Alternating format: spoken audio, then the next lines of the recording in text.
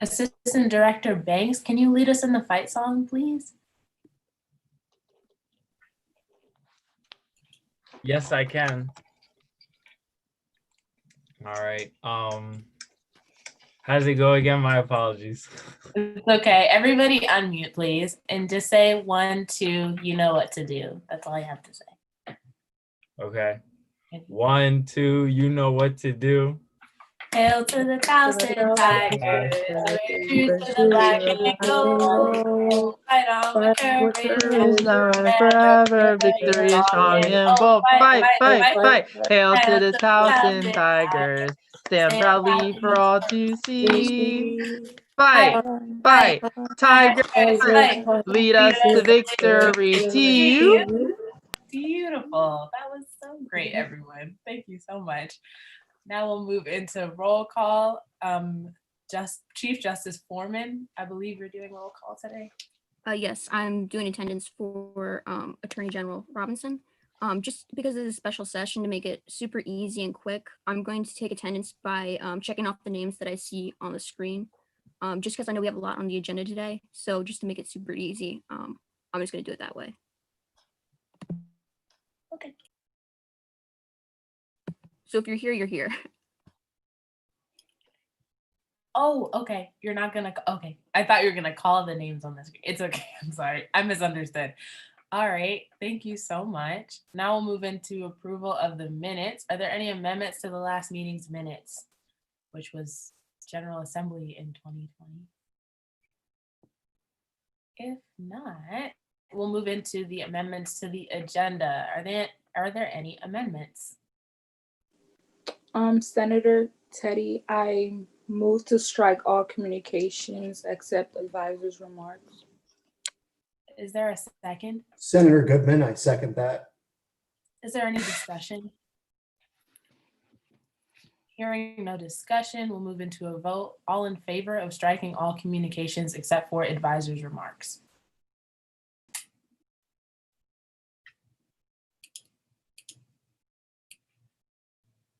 Director Kapoor, are you here, or is it Assistant Director Ferguson? Oh, yes, Director Kapoor. Yes. We're having 8 in favor currently. Okay. Chief Justice Foreman, what's the senator count for today?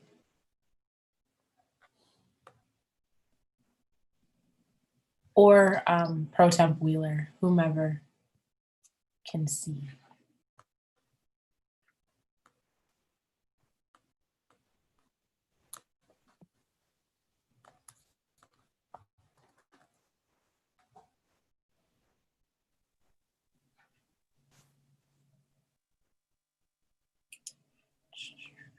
I can count either way. Is someone counting? 8 senators right now. There are 8 senators. Is that what you said? Yes, at the moment, I believe that's okay. I'm still counting. Oh no, you're fine. Okay. Let me know when you're okay. There's no rush. Yeah, I got 8 as well. Okay, 8. Okay, solid. All right, we have 8 in favor. All opposed. Abstaining. Director Kapoor. Yeah, 8 in favor. All right. And the motion passes. There are no guest speakers today. Is there any public participation or student concerns? Hearing none, we'll move into communications. Advisors' remarks. Happy New Year, everyone. I know we saw each other last week. Just wanted to start there on a good note or a happy note. Hopefully all of you are doing well and you're getting ready for a relaxing weekend. Just wanted to touch on one major thing and then one very brief thing. So my report's going to be pretty quick. So communication came to me and some other folks yesterday via Assistant Vice President of Campus Life, Matt Leno, who's also co-advisor of SGA, who cannot join us today, but it's in regards to programming for the spring.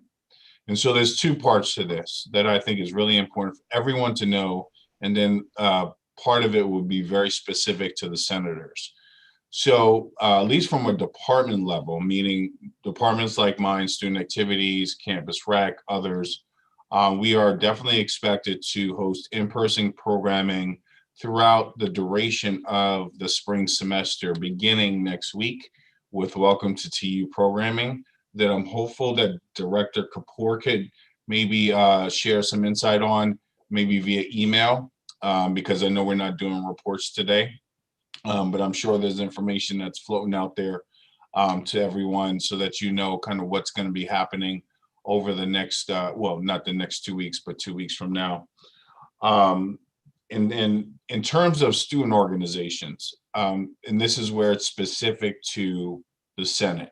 So senators, please, you need to make a note that all student organizations obviously need to go through the Spring Student Organization Summit, which is an annual or semesterly program that's required for different reasons, whether it be for budget related reasons or even recognition on campus. But it's incredibly important this year or this semester for them to go through that summit, because that will give them the training needed in order for them to be able to begin hosting in-person programming. Now that's all, you know, relative to CDC, Baltimore County, University System of Maryland, the state of Maryland guidelines. So they're going to continue to be guidelines around like per person, or no, I'm sorry, total amount of people per event, that kind of stuff. But that's the type of information that will be shared with everybody. And what I will do is make sure that the information gets out to you all as to the date for that summit. And so I will probably put that in the chat. It's in my schedule right now, but I don't have it right in front of me. But either way, the most important communication that you need to send out to your student organizations or student organizations that you're aligned with is to let them know that it's incredibly vital for them to participate in the summit if they have any hopes of doing in-person programming. And we will definitely be taking attendance and be utilizing that information as event requests come in. So event and conference services, for example, will most likely check in with my department to find out if XYZ organization went through the summit to determine whether or not they're eligible to host in-person programming. And so if there are any concerns that you start to hear about attendance and if they can't make it, what do they do? Chris Rindosh, who many of you probably have heard before, maybe some of you haven't, is going to be a point of contact out of my office to you know, kind of push those questions too and find out, okay, what can be done for those that just can't make it for whatever reason. But this is, you know, just like every summit's a very important program. But I think in this particular circumstance, it's just that much more important for them to be participants in the summit so that they can get all the information that they need.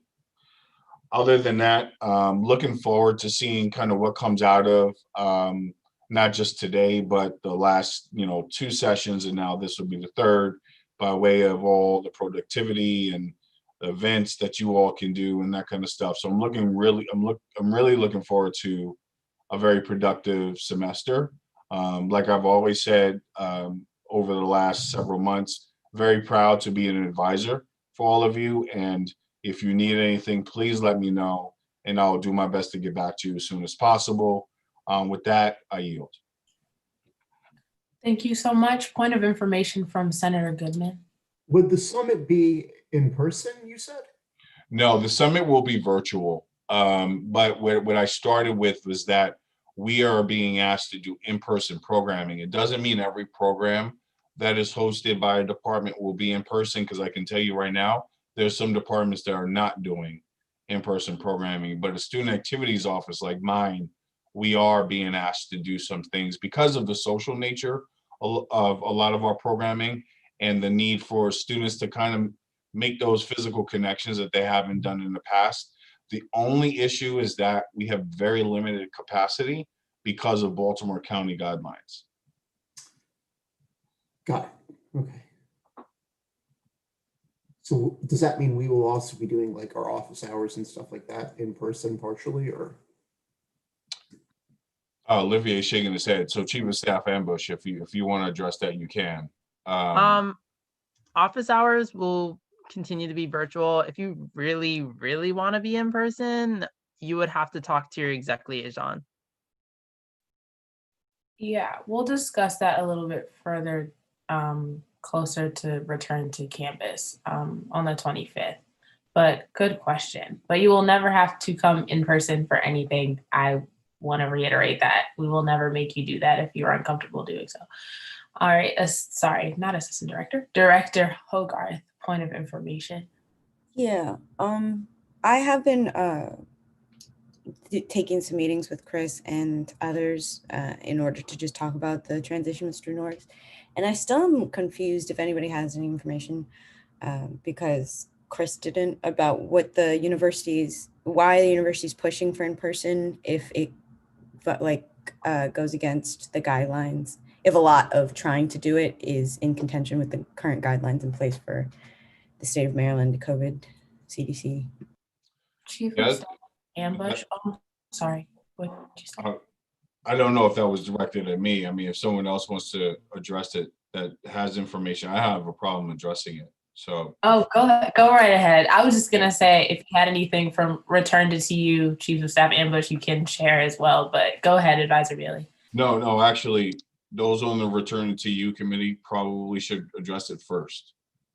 Because so I'm on the planning committee or the programming committee, and like we also don't know. I'm gonna just leave it at that. So I don't really know the logic behind the like desire to open. I personally don't know. Well, not to be facetious, we want to see people. But with that said, we do have students that will be on campus, and this is part of it. This is not the whole reason. So don't take this as this is the very sole reason. We will have students on campus. We do want to engage with them as much as possible to provide as much of an experience as possible. We do recognize that a number of students are going to be commuting back and forth for those that need to come to campus. But, there's also a large number of students that are going to be taking classes solely virtually because of their majors and the need not to come to campus. And so we're, I think, when I think about what Dr. Hurt has said in months past, leading up until December, and even recently, it's just wanting to try to create some sense of normalcy, understanding that, yes, there are going to be people that are very uncomfortable with coming into enclosed spaces and stuff like that. So, we're all of the programs, for example, that we are going to be doing, at least for the first 2 weeks, if not beyond, will have an in-person and virtual component. So you don't have to come. But we do want to try our best. I have members of my staff that are like, really not feeling coming on campus for an in-person event. But they also understand that sometimes people just need to be in front of other people. And so we're working through all of those things. So I can't speak to exact logic. I can speak to kind of what our hope will be as the semester progresses.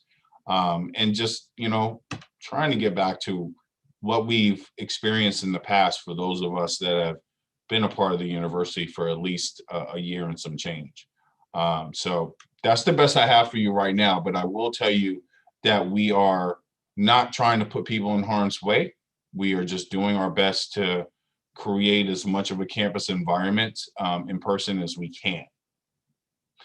With that said, I forgot to mention one thing. The campus recreation services, or the campus Burdick Hall, will be open starting February 7th for those of you that are interested in wellness or health and wellness and getting your workout in and stuff like that. So they will begin pushing out more information about their hours and days of operation and things like that. So keep a lookout via TU Today, and I might have more information on during the first GA on, I think it's January 26th. So. Awesome. Thank you so much. And if anyone has any specific concerns about in-person programming or questions, please send those over to Chief of Staff Ambush so he can relay those to the programming committee. as well as Matt Leno, who I know is very receptive to hearing students' concerns about that. So please just direct those there. But now we'll move into opinions of the court. Are there any opinions? Hearing none. We will move to new business since there's no unfinished business today. Are there any motions on the, oh, that's not even me. So sorry. Pro Tem Wheeler, I got ahead of myself. Go ahead. Are there any motions on the floor? Senator Goodman here. I motion that we review Finance Bill number 2. Is there a second? Senator Teddy, I second. Is there any discussion? If not, we will all move into a vote to review Senate Finance Bill number 2. All those in favor?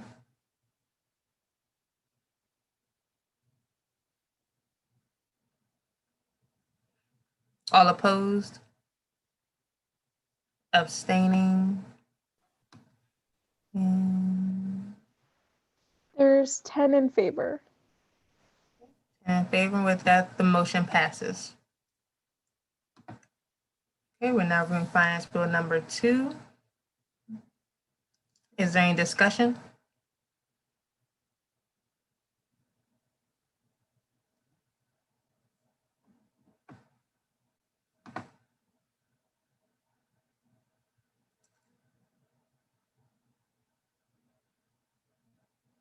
Chief of Staff ambush is 10.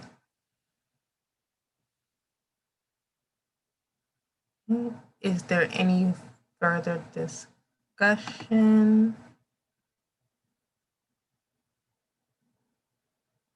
Would you mind scrolling down?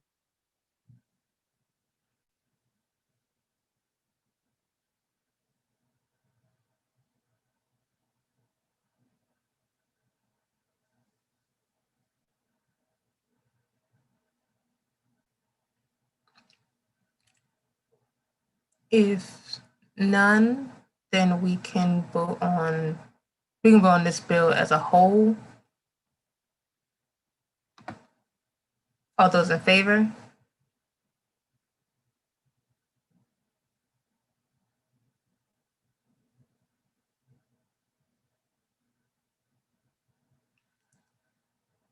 All opposed? Abstaining? And There's 11 in favor, but if we could have a full updated senator count, that would be great. so with 11 in favor, the motion passes.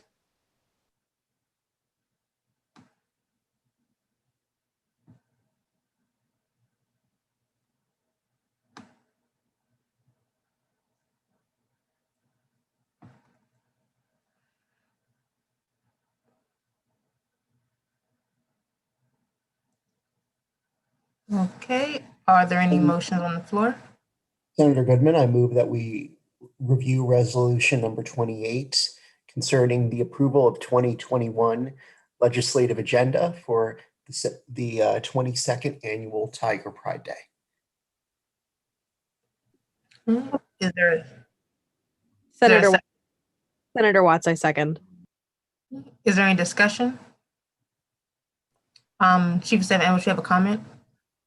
Yes. Resolution 28, I think is going to be the longest of the resolutions. So I think doing resolution 29 and Senate Bill number 3 would be better, so we can just get those out of the way so we can focus the rest of the meeting on resolution 28. Senator Goodman, I accept that recommendation.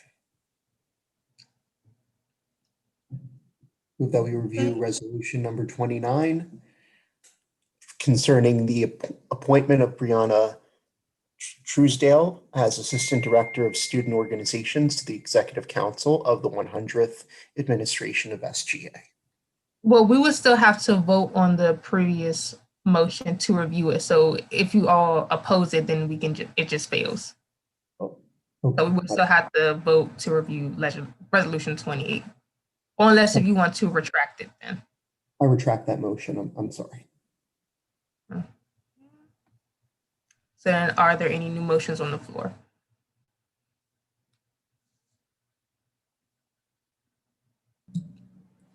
This is Senator Rank. I motion to review resolution number 29. Is there a second? Senator Goodman, I second that. Is there any discussion? If not, we will now move into a vote to review resolution number 29. All those in favor?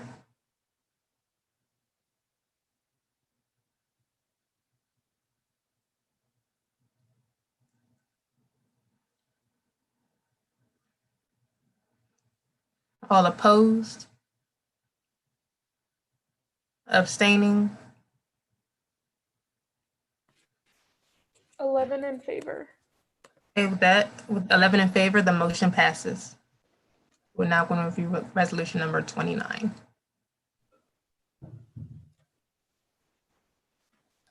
Vice President Vo, you have a comment? So we need to confirm the senator count because every motion so far has had a different count. So we need to make sure that 11 is the number. Okay. Yeah. Okay. All right. Just making sure. And then we'll confirm that everyone else submitted absence requests, but excluding the pro temp, we have 11 senators. Okay.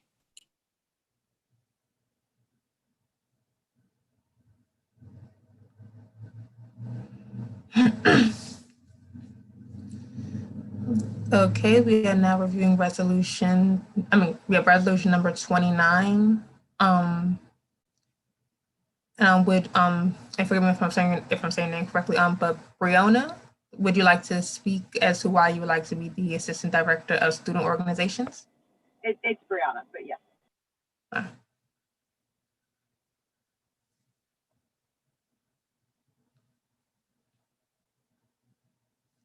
Oh, is she here today?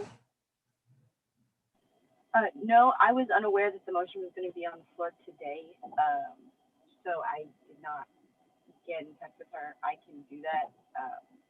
Is there a way to push this motion for the next assembly? I'm sorry, can you repeat that again? It's your volume just a little low. Oh, can you hear me now? Mm-hmm. I was unaware that this motion was going to hit the floor today, this assembly, because I filed for this. I put this request in a few weeks ago. I thought this was or actually a few months ago. So is there a way to actually readdress this for her to come? So you would like to table it for when we have our next meeting? Yes, is that possible?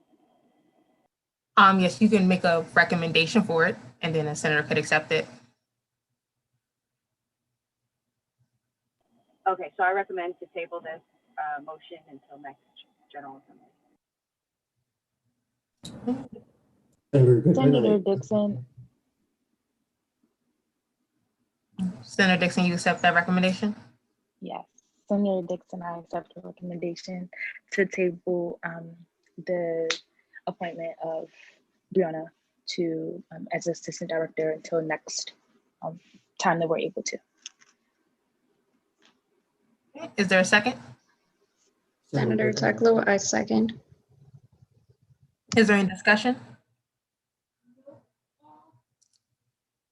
If not, we will now move into a vote to table this bill to our next meeting. All those in favor?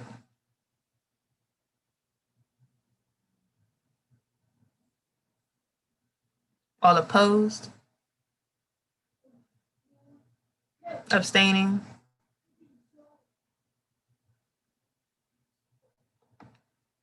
$11 in favor.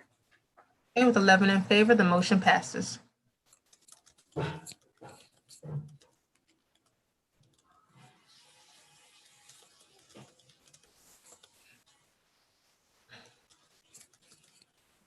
Senator Goodman here. I move that we review Senate Bill number 3 concerning the approval of the amendments to the Towson University SGA bylaws.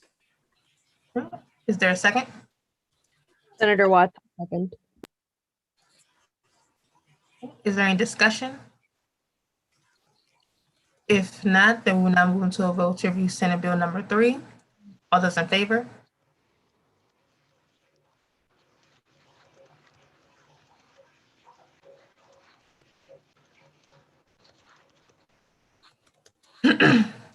All opposed? Abstaining?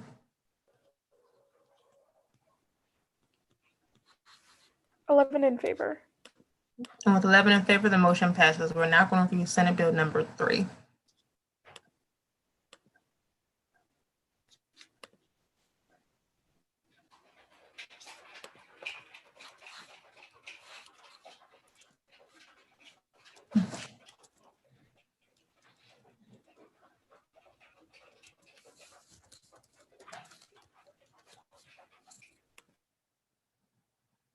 Okay, guys, I hope you like my presentation that I have prepared.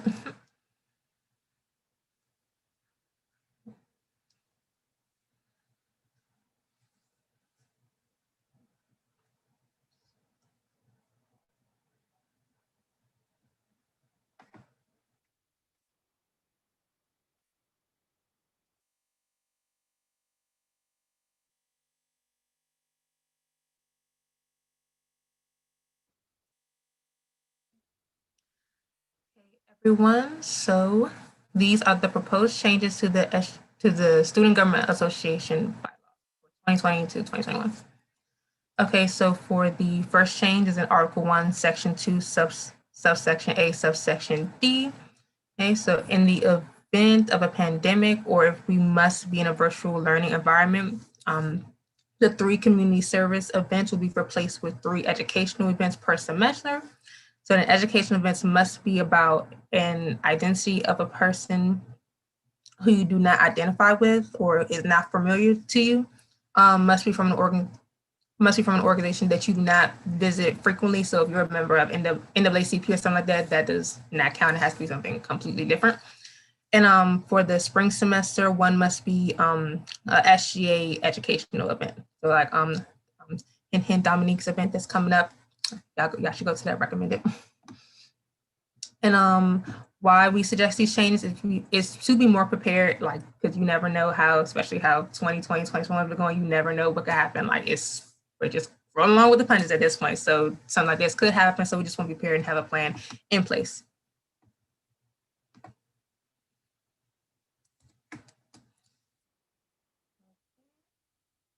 And the next change is in Article 3, Section 3, subsection I. And it said the Director of Legislative Affairs must form and aid the training of the Tiger Pride Day Committee. And it says why we want to add this change is to help guide future directors to build a team that could help manage the workload of Tiger Pride Day before the day of it and help everything run smoothly when the day comes.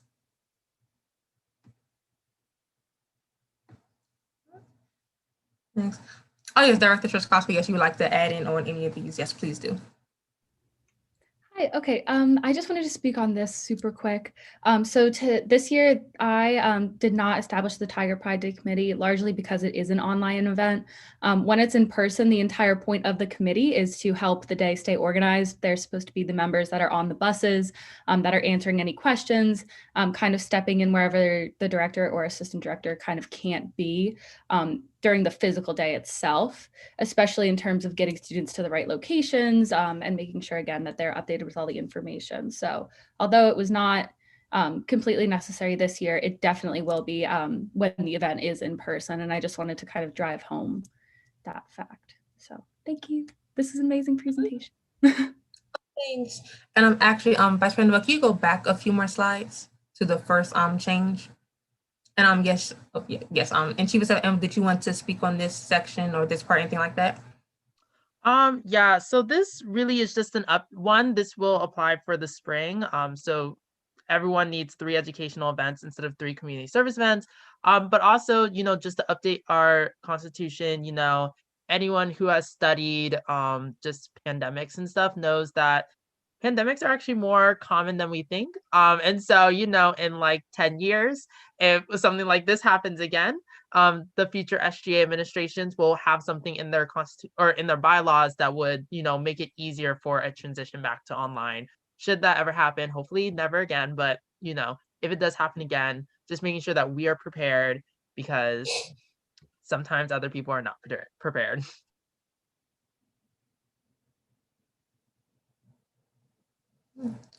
Okay. Are there any questions? Or will there need any discussion? Senator Goodman? Yes, about the first change there regarding in the event of a pandemic. Shouldn't that be like in the event of any emergency that prompts us to go virtual? Because aren't there like other things as well that can also prompt us to go virtual? Like if, like say, like, you know, there was like an outbreak of, you know, some, I don't know, Well, I guess, and she said, and correct me if I'm wrong, like, I guess the term pandemic is more so an umbrella term, and a lot of things that fall under that category. So there's a lot of things that can categorize. I'm saying, like, in the case of like, if there was like just a hypothetical scenario here, like a war that causes, you know, us to not be on campus and everybody's like scattered all over the globe because of that happening. Chief of Staff Ambush. It says, or if we must be in a virtual learning environment. Okay. Yeah, so that's already, like, it says pandemic explicitly, but the next part said, or if we must be in a virtual learning environment. So, you know, if something happens and it's not pandemic, but we're in virtual learning, this section of bylaws explicitly say, or if we must be in a virtual learning environment. So I think that covers any non-pandemic reasons why we got to be virtual. Understood. Okay, and Director White, you have a question? Yes, I don't know if it's been answered already. I think it may have, but I'm not sure. But if you are doing virtual community service, can that count as well? Or is it like just you're doing away with the community service requirement? And so if you already have, okay, Olivia said yes. I yield. Okay. And Vice President DeVoe, is that a formal recommendation to change the word? So well, two things. First, I think the wording could change just to be more all-encompassing. I do see that it's covered right now, but you know, just to expand it a little bit more. So my recommendation is for it to say, in the event of a crisis where we must be in blah blah blah blah blah, rather than what it currently says. Does that make sense? I can put the wording in the chat. Yes, it does make sense. Does the senator accept that recommendation? This is Senator Brink. I accept that recommendation. Senator Goodman, I second that recommendation. Is there a second? Oh, you said, Senator, you seconded, correct? I just said I second that recommendation. Is there any discussion?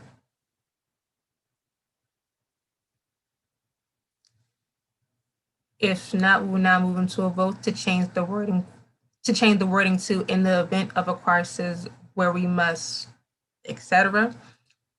All those in favor?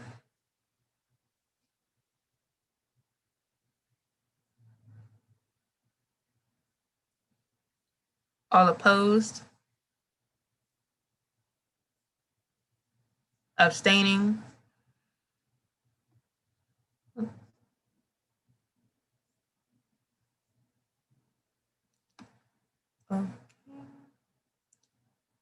And Director Gore, I counted 11 in favor. Did you count that as well? 11 in favor. Yes, thank you.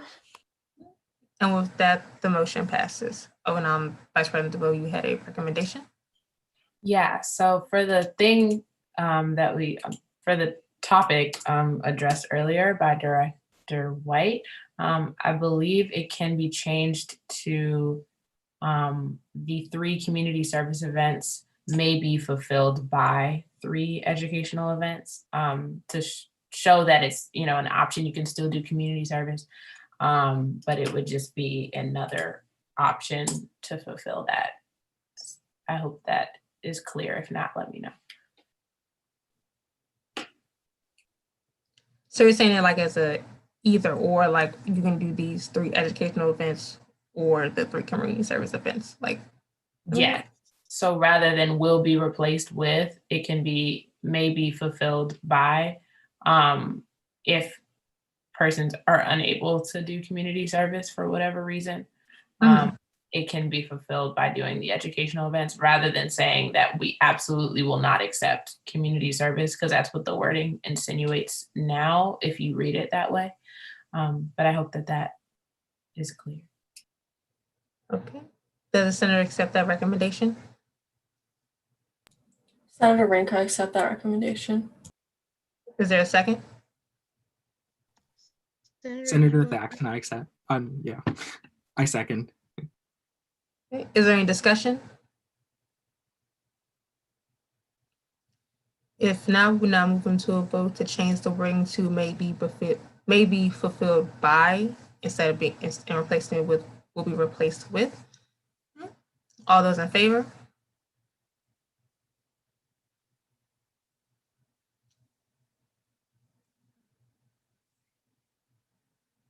All opposed? Abstaining? 11 in favor. Okay. With 11 in favor, the motion passes. Okay. Is there any further discussion?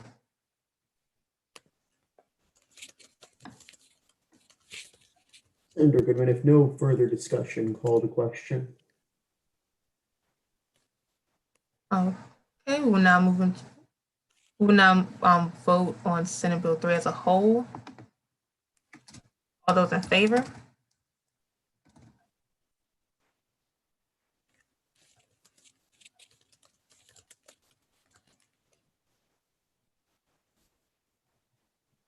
All opposed?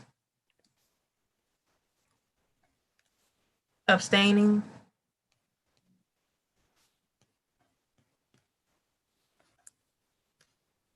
In favor.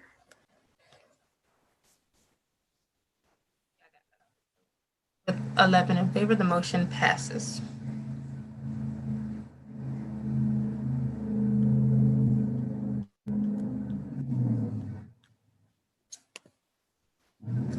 Senator Williams, you have a comment? That's after I voted, but it's informal anyways. But on the second whereas, it said has, but it should have said have, I think, for Senate Bill 3. But it's okay.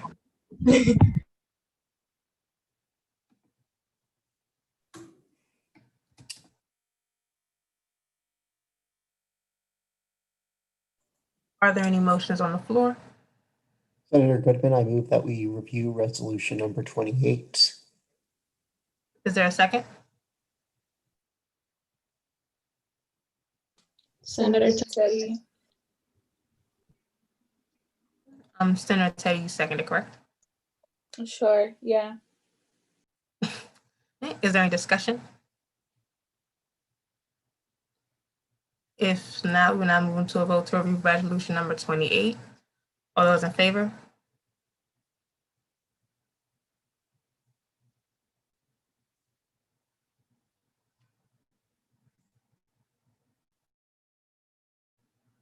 All opposed?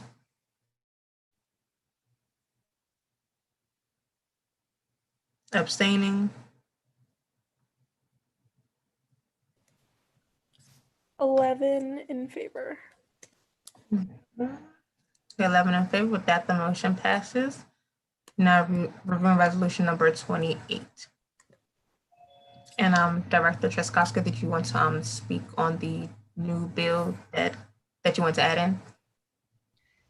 Yes, I would love to. So the bill that was added, I do apologize for the last minute add. However, we did kind of find that it was a very interesting bill. I think that it could be a really cool part of today's discussion. It does involve cannabis, the legalization of it, the taxing of it, as well as releasing drug offenders previously that were convicted with cannabis related charges. It kind of still establishes a certain age. You have to be 21 or over for in order to use it. It does alter laws involving drug paraphernalia. I don't think I said that correctly. Apologies for that. So it does go into serious depth about altering existing laws, as well as, again, being able to relieve people of that crime. This is largely because a lot of states have been legalizing it. There is a big motion for it right now. They're seeing a lot of positive impacts on both tax revenue as well as medical conditions with the use of this drug. And again, it was just seen as something that could be very good for us to advocate for. I'm not sure if Olivier would also like to speak on it a little bit. He was, this was another one that he recommended. Yeah, sorry, this was a last minute throw in. Someone like brought it to my attention like very last minute. Basically it's a very just simple bill. It would, for people over 21, it would legalize marijuana. If you're under 21 and you possess more than like personal use, then you will get like a fine or have to do community service. This expunges people's records. So currently people who have a cannabis drug, you know, they went to jail or they have some sort of criminal record in Maryland, it would expunge that. So they will just not have that record anymore. Anyone who's in jail for marijuana possession will now be released. So, you know, there's that justice part. It makes it so that like if you do use marijuana in public, you do have to pay a $50 fine. And by the way, this does not make it allowed to, you still cannot use it on Towson's campus. Towson has its own rules and it's a federally funded school, so they follow the federal government, but this will apply for basically the rest of Maryland. So yeah, that's pretty much it. It just makes it legal.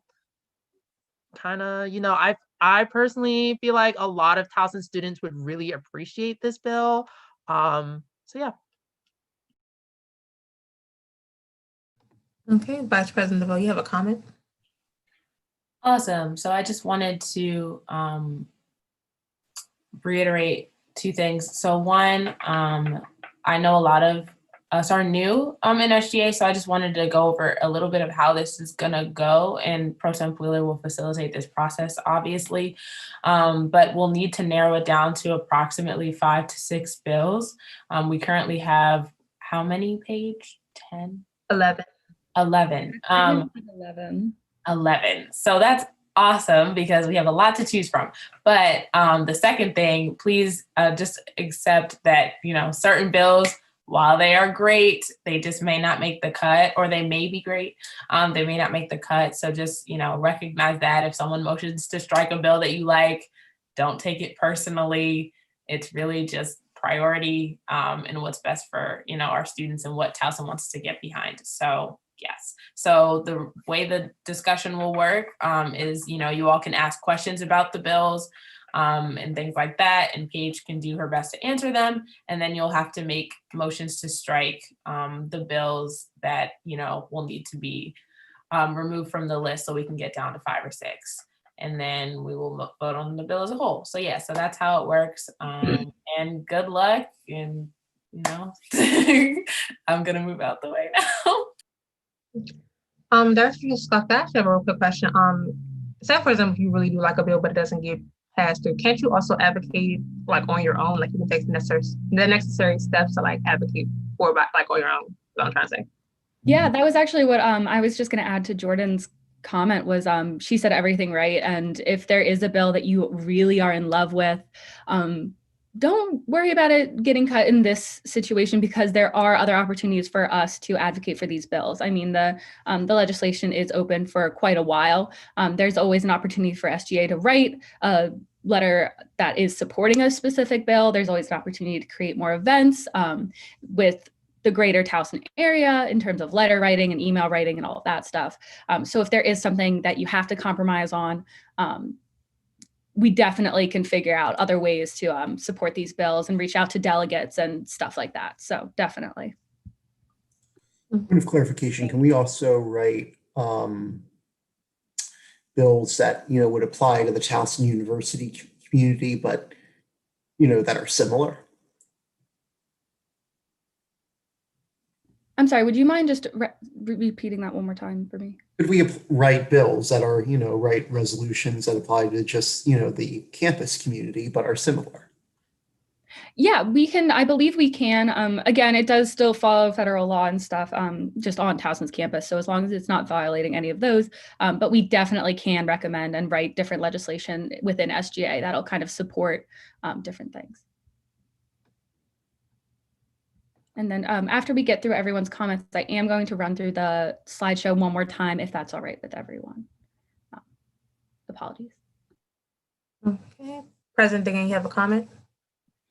Yes, I was just saying I would recommend that we go through all 11 and just take notes on the discussion prior to striking them, just because I think it'd be better for us to have a overall look at all of the bills and then move to strike. And I think it'd be a little bit more efficient. So if anyone wants to take that recommendation. Wait, President Diggin, was that a formal recommendation to do it? Yes, that was a formal recommendation. Sorry, not a comment. And you said to gather information as we go, then strike, correct?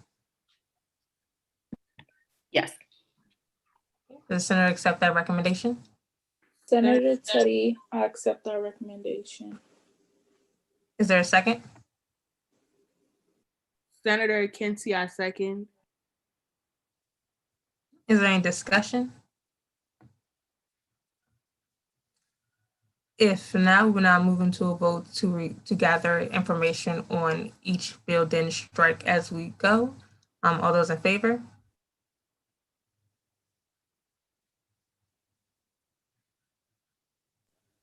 I'm so sorry to interrupt, but did you say to strike as we go?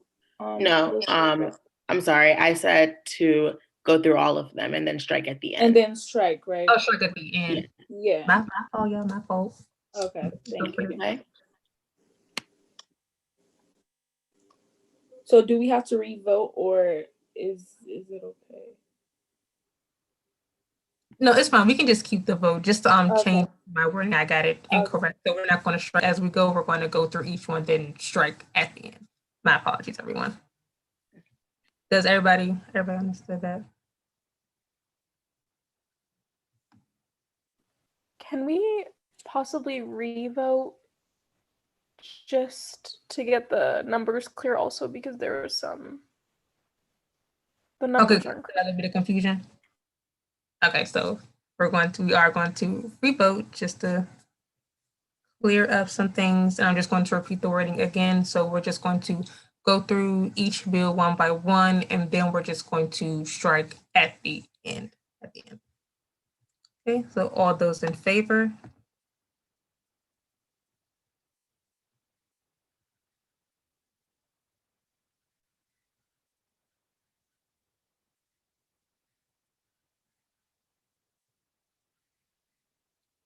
All opposed?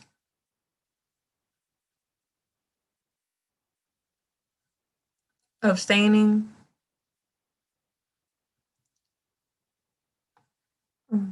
10 in favor and 1 opposed. Okay, with that, the motion passes.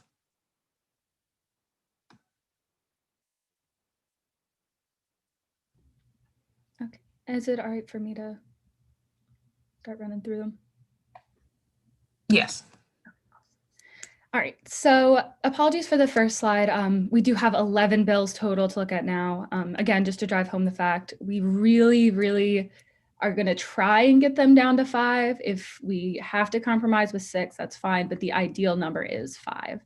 So we have to cut less than half of these. So this first one is the HBCU funding bill, and it involves the Maryland Higher Education Commission to establish kind of a certain funding as well as new programs, as well as revitalizing different programs that are within HBCUs. It specifically sets up these different funds to aid HBCUs. And as kind of a university in the state of Maryland, Towson University's SGA is really looking into this because we are so committed to the betterment of the state as a whole. And HBCUs have historically kind of been neglected when compared to predominantly white institutions such as Towson University. And this bill will kind of allow them better funding as well as better opportunities for them to strengthen kind of the higher education within those institutions as well as throughout Maryland as a whole. I do want to note that this bill is being prioritized. It is House Bill number 1, Senate Bill number 1. So this bill is really kind of at the top of the list. Is it okay? Do we want to do comments as well as point of information as we kind of go through the bills? Or would Yeah, I think that'd be best because Chief of Staff Ambush has a comment on this bill. Yes. So I think this is the one bill of the 11 that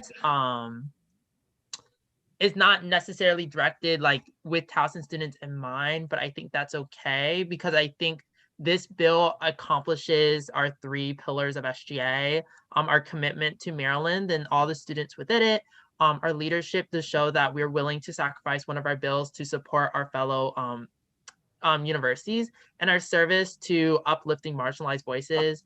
For people who don't know, Maryland has historically always underfunded HBCUs, and because we are PWI and the second largest currently, we have benefited from the fact that Maryland has funded us more than HBCUs.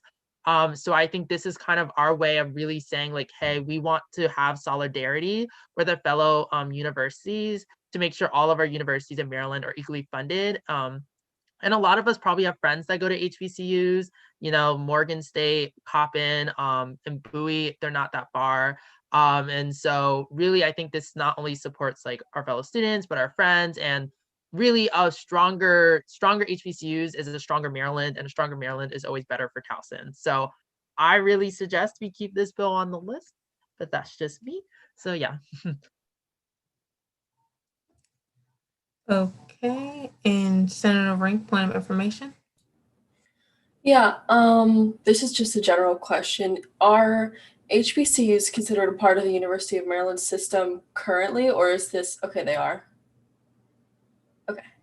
Oh, wait, certain ones I believe are, but there's still a majority that, or not a majority, but there still are some that are not considered USM. Morgan's the only one that's not USM. The other 3 are. Okay. So would this be extending funding to the ones that are part of the USM, or all of them in general, and including Morgan in the USM like funding? So I'm not quite sure about including Morgan State in the USM funding, but I know that this bill does support funding of all of them. It also does enforce the USM in helping with programs involving HBCUs. So there is a chance that they kind of help a little bit with that, but it's more so focused on providing funding for Morgan State, if that answers your question. Okay. Vice President DeVoe, you have a comment? I'll let Chief of Staff Ambush answer that first. Oh, I was just gonna say Morgan State's not part of USM because a long history, basically USM back in the day was really just College Park controlling everything, and Morgan State wanted independence. So they decided they wanted to not be a part of USM. But Morgan State is still a public university. I just wanted to say, I know earlier Director Truskowska mentioned that it's on, the top of the list, which, could mean that it's likely to be passed. But I don't want us to take that into account necessarily in whether or not we include it on our legislative agenda, specifically because I think it's important for Towson University to position itself in history as an advocate for HBCUs, and this would be an opportunity for us to do so in a very explicit way. And I know that that's not what she was alluding to, but I just didn't want us to take that and run with it and say, oh, like it's already a priority, so we don't need to use it on our, on our agenda. So I just wanted to make sure that was clear. But obviously, I'm not here to, I don't want to influence anything, based on the vice president role, but I just wanted to put that out there as well. Okay, is there any further discussion on this bill? Senator Rank, point of information. Yeah, I just thought of another one, sorry. So does anyone have an idea of the sort of like programming that this bill would fund? Like, are we talking like recruiting so that they can gain like bigger populations, or like, I was just wondering.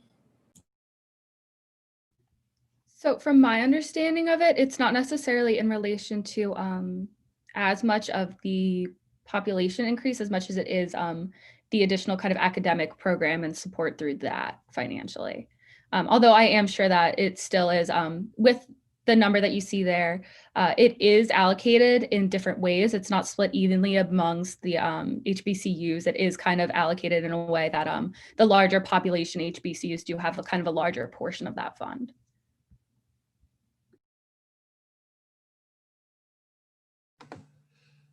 Okay, Solicitor General Whiting, point of information.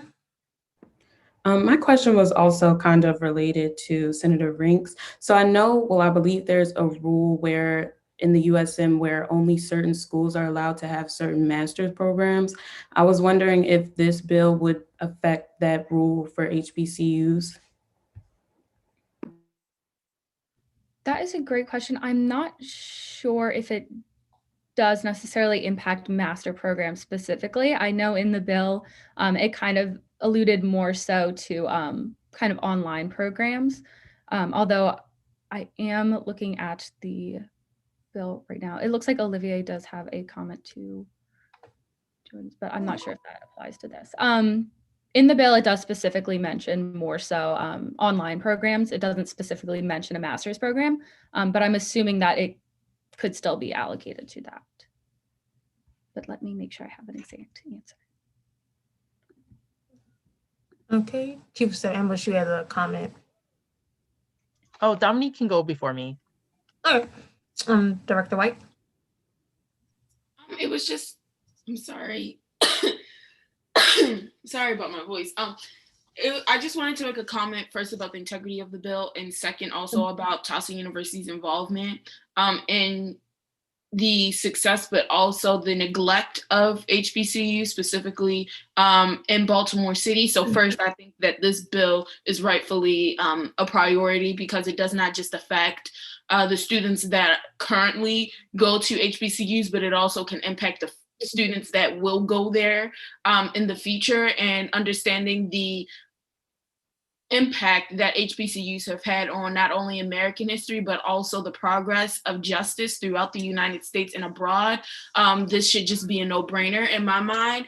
And in addition to that, I think that we should also look into seeing what Towson University can do about curtailing the neglect and the historical neglect that specifically predominantly white institutions or even minority servant institutions have had pertaining to just HBCUs, because our hands are not clean in this specific matter. And so along with, if you all do decide to bring this bill forward on Tiger Pride Day, I think that it would definitely do some amazing service to also have some type of legislation passed pertaining to Towson University's neglect of HBCUs in Baltimore City and the greater Maryland area.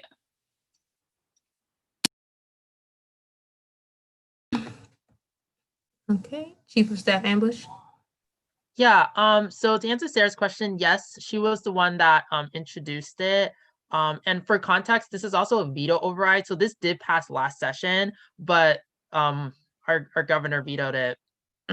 Anyway, to answer the second question, what it funds. So this specifically will fund academic programs, scholarships, and marketing. So all this money will go to, academic buildings and, hiring professors and stuff like that. Again, scholarships, so, students that go can afford to go, and marketing, so these HBCUs can better market themselves to gather more students. That's where this money specifically will be going.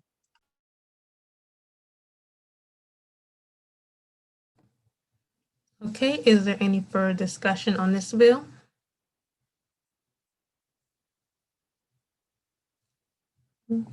Senator Teddy, you have a question?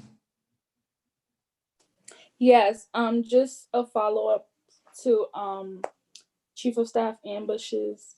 I'm sorry, I'm seeing the answers in the chat. My question was just, do we know why the bill was vetoed by the governor? I was just wondering.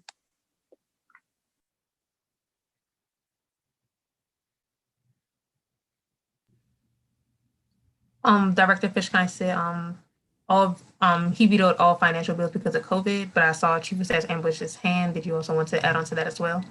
Yeah, he just said it's too expensive. He was like, this isn't the best time to spend all this money because of COVID. I will say it passed assembly last year, 129 approved to only 2 opposed. So the majority of the assembly supported it. So yeah. So I'm kind of confused now. Why is it being like re-put into like, yeah, I'm kind of confused. It's a veto override. So they're overriding his veto. Yeah. Oh, okay. Thank you. A lot of bills also for this session have been kind of reintroduced because of last session and kind of the haste that they had to make. They weren't really allowed to or able to pass as many bills as they would have kind of liked to. So a good amount of these bills are kind of alterations of previous bills. There are a lot that are in the session that we kind of saw last year for Tiger Pride Day and for different things. So there are like a good amount. Okay, Director Fishkind, you have a question as well? I was just gonna ask if we could clarify what an override like entails. I don't mind doing it, but just like that, it doesn't have to go back to the governor again, and it's just like overriding what he did, and it just needs a majority vote, I believe, in the House, and that's all, and maybe the Senate. Okay. Is there any further discussion?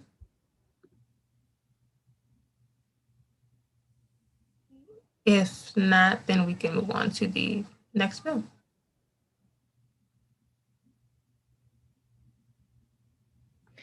Okay, so this is the second bill that we have. This one was also recommended by Chief of Staff Ambush.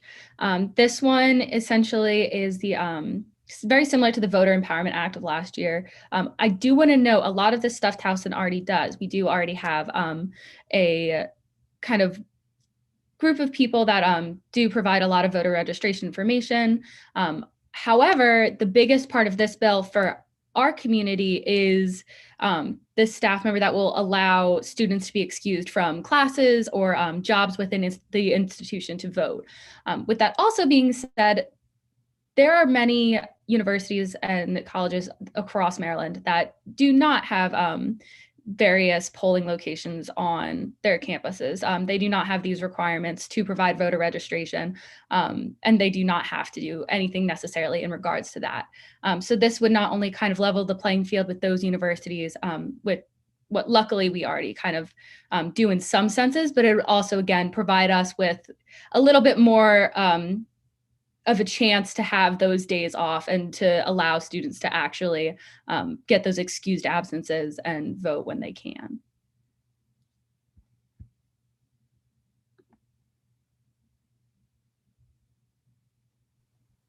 Okay, Senator Rank, you have a comment? Yeah, I just want to emphasize to the Senate how important I think this bill is because yes, it's specifically geared to students who live in Maryland, which a lot of our population does, so that's something to keep in mind. But also the fact that this is an excused absence would mean that people who don't live in Maryland and might live in neighboring states would have the ability to travel home to vote rather than having to mail-in vote, which we have seen how mail-in voting can go when certain people in power don't want you to have accessibility to vote. So I think that this bill is like extremely important and instrumental for the population of the university because when, like, you know, people don't like to hear young people's voices because we voice for change. So this will allow us to do that and support everyone in our community and let them have the ability to voice their opinions, especially people who aren't at Towson, because I do think Towson tries to do a good job of voter accessibility, but other universities are not like that here. So we need to keep in mind like the greater Maryland USM population.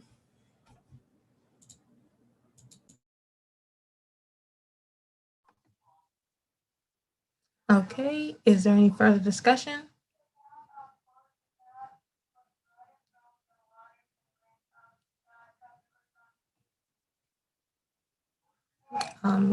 Yes.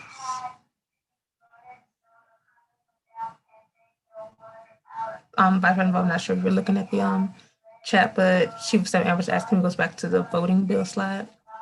Oh, Director Traskowska. Okay.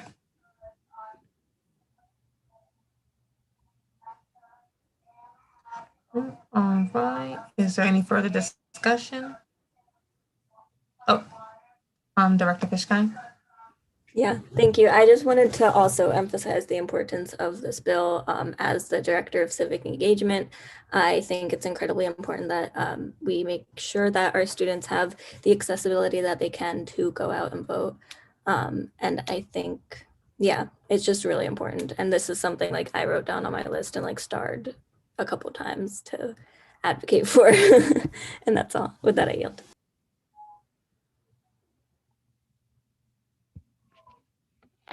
Okay. Is there any further discussion?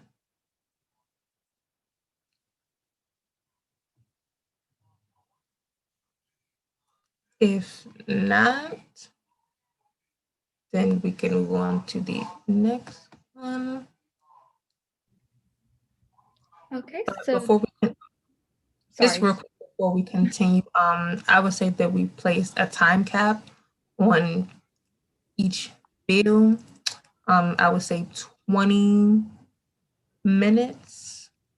20 minutes for each one. I feel like it's a decent amount of time.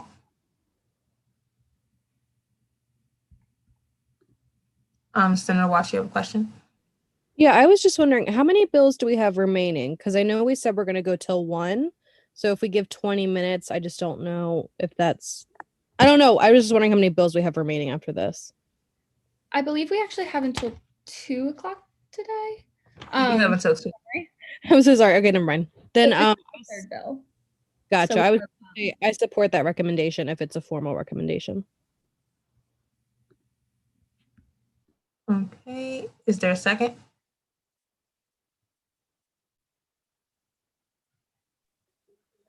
Senator Kinsey, I second. Is there any discussion?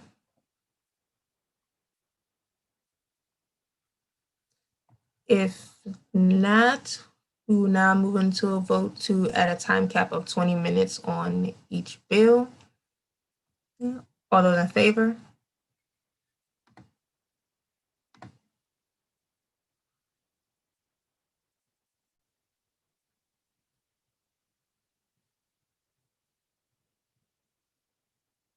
All opposed?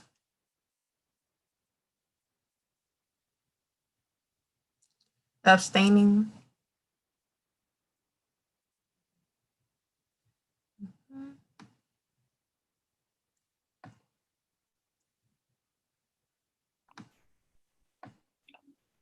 Okay, with 9 in favor, the motion passes.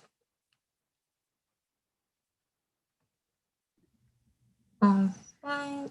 So we can continue. I'm just going to have a timer on the side for 20 minutes. And if we don't reach the 20 minutes, like we get it done less than 20 minutes, that's completely fine, but 20 minutes is fine.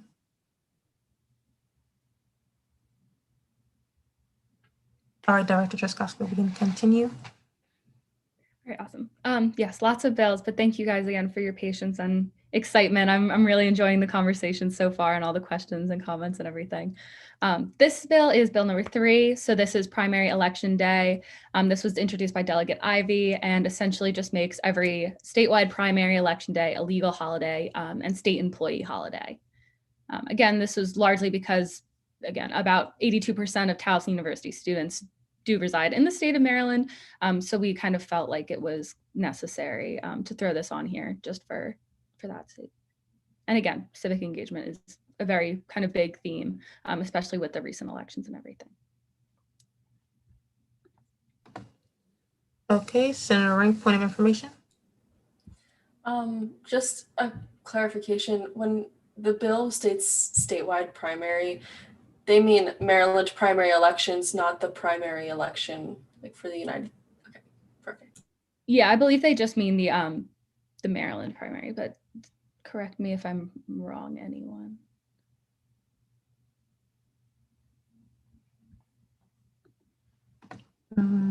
Just making sure if anybody might have their hand raised. Okay. All right. Oh, Director White. Yeah, it is. It says statewide. I'm sorry, I'm reading the bill off of my phone. It says, yeah, statewide primary elections. So that would only be for the state. But I also have a question, if you don't mind.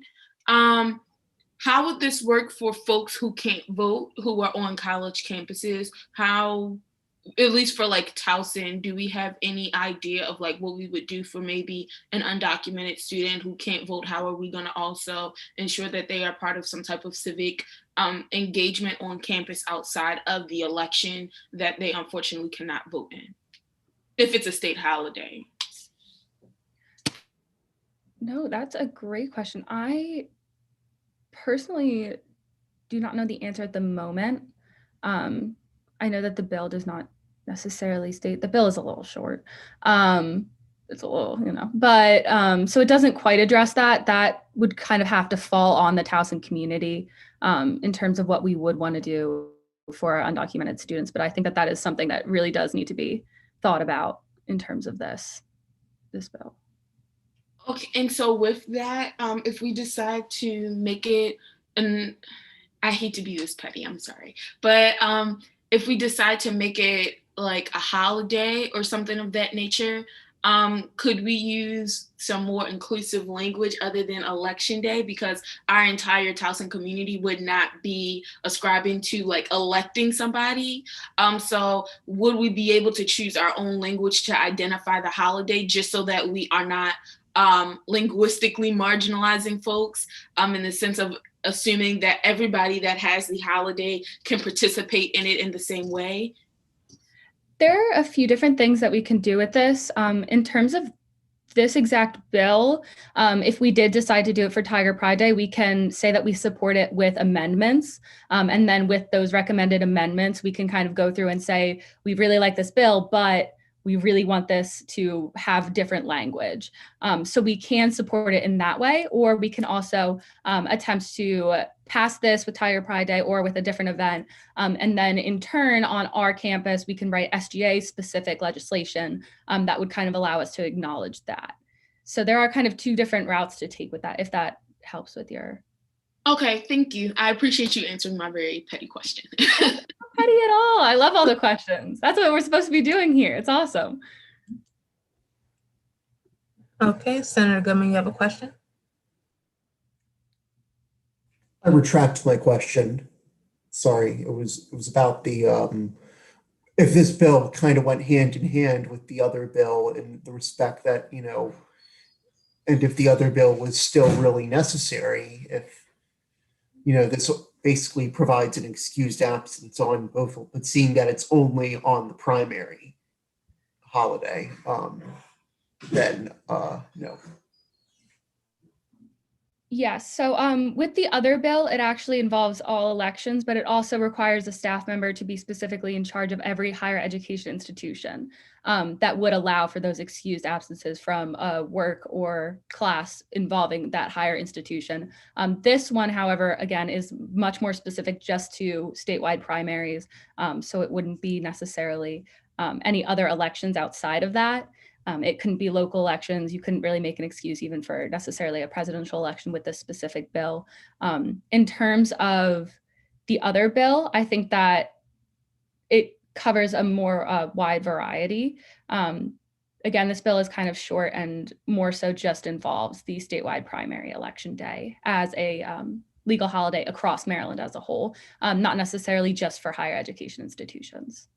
Wouldn't the other bill also, but I guess my thought is, wouldn't the bill, more like reflect, Towson students' concerns in the respect that it would excuse them from both, on like a primary election day and on a,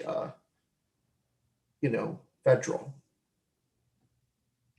The other one, I would somewhat agree. I think that it is up to everyone's discretion. Again, I'm not trying to put my own opinion into this.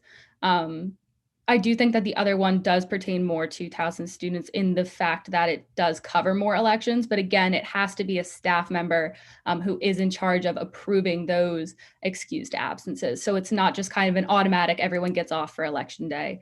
I don't think it's a situation like that. I think the other bill more refers to having an actual program, and then that staff member would essentially have to decide if the university as a whole decides to close during those election days, or if it's just kind of a as needed basis. If that answers your question. Apologies if I did not. Okay, Chief of Staff Ambush, you had a question? Oh yes.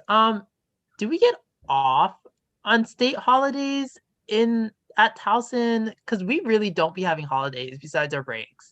So I was wondering, do we even get off? For state holidays, I have to double check.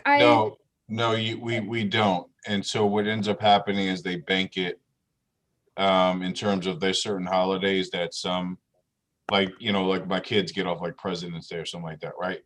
They bank that to another part of the year that provides us a break, particularly during the winter break. So we won't, right now we don't get off for Election Day. We don't get off for, what's called Columbus Day, which I know that's changing.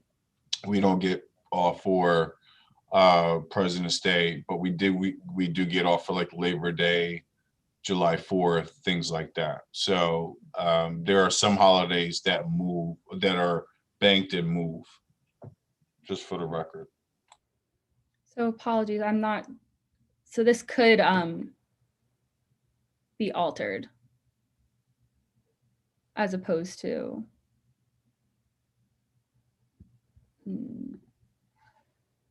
just having the university off. Corey, would they decide if this bill was passed? Do you think that Towson administration would have to decide whether or not to follow the holiday or move it? I'm not sure. I can imagine it will go to the university system, and then they have to make a decision. But there's so many layers with this one, so I can't say for sure. It's possible, but unfortunately, I can't say for sure. Of course. I do want to point out the parallel between what Senator Goodman said. This bill and the other bill are both pertaining to elections and are somewhat similar. Again, in no way do I want to influence any of you, but there are several topics on here that do appear twice, and that might make your decision a little bit easier in the long run. But again, everyone kind of please continue the discussion. I'm not sure if there are any more questions, comments, or concerns with this bill. Yes, Senator Rink had a comment. Yeah, my comment was kind of about what Director White was saying and what Director Truskowska was just saying. Okay, perfect. So I think personally that the previous bill is more inclusive to our general Towson campus because it acknowledges that there are people who aren't from Maryland and who aren't registered to vote and wouldn't need this random like paid holiday off if they're a state employee, like especially because it's not guaranteed that we would even get off for this holiday, but at least with the other bill, we would have to have someone in place to make arrangements for people who need to have off for election days. And it's not just the primaries, like that, it would be the general election, like the United States presidential election. So personally, I feel like that bill should be placed at a higher priority than this one just because it appeals to a larger amount. Instead of 82%, 100% of our Towson voting population could be able to be excused to vote. So that's just my personal opinion. Okay, Chief of Staff Ambush, you had a comment? I was literally going to say the exact same thing as Senator Rink, so she got it. Okay, Senator Goodman, you have a comment? Just want to reiterate that, I think that it is more important that we get the other one relating to this passed, because I know we have to get, not eventually, we have to eventually scale down the number of bills to like 5 or 6, right? So, I hate to say it. I mean, I know there are probably some of you who might actually be interested in supporting this, but let me just effectively say this. It's a state holiday. There's a day called Maryland Day that's technically a state holiday. Nobody gets off for that. It's like the university administration does not really care about state holidays, it seems like, or even some federal holidays for that matter. So this bill, even if it's passed, it'll be like, oh, yay, it's a state holiday now. But that's all it would do. Just make it a state holiday. It doesn't mean we would necessarily get off.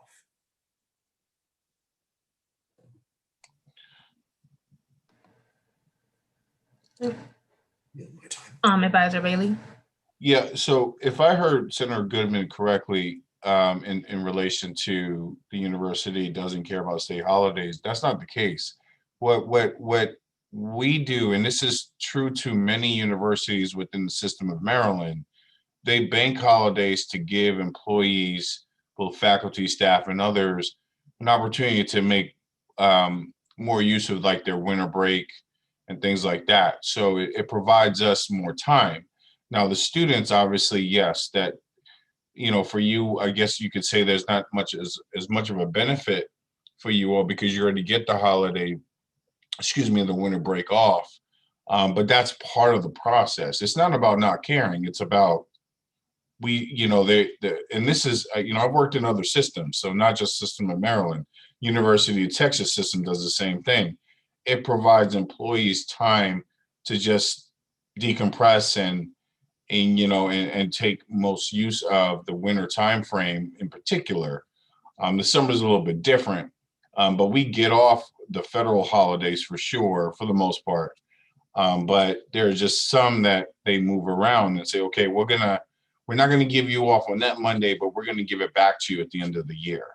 So there's a collective bargaining component to all of this that goes into everything. So again, it's not about the university not caring about state holidays. It's about the way that the contracts and things have been negotiated. Very technical things go into this. And someone from human resources can provide much more in-depth information about it. But I just wanted to put that out there. It's not about the university not caring, if I heard you correctly. I was just saying that it's possible that they might not. I was not saying that they don't, but I'm sorry for the misunderstanding there.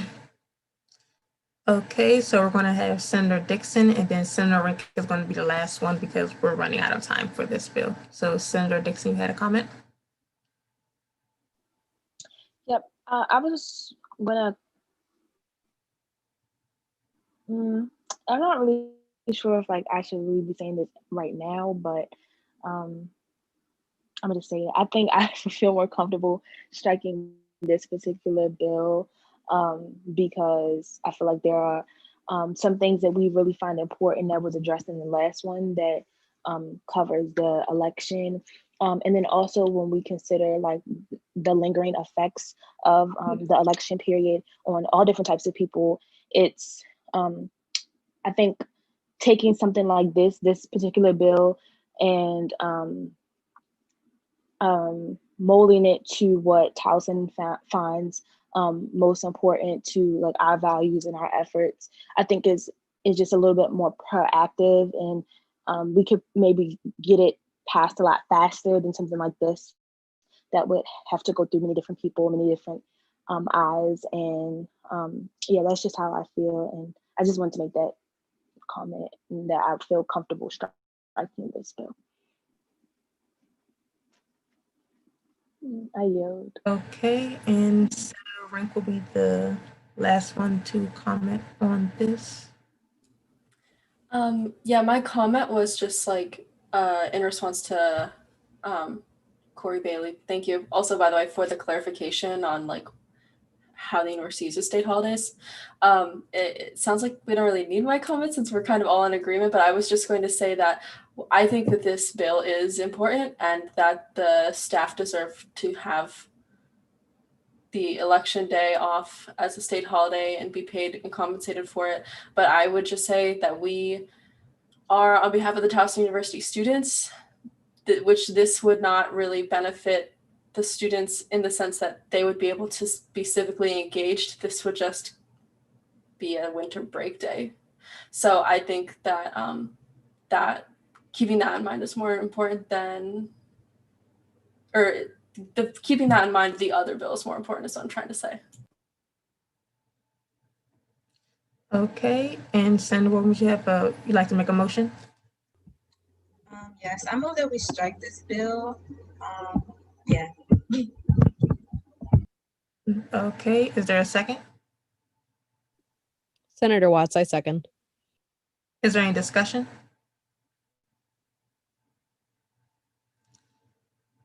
If not, we're now moving to a vote to strike the state holidays primary election day bill. All those in favor?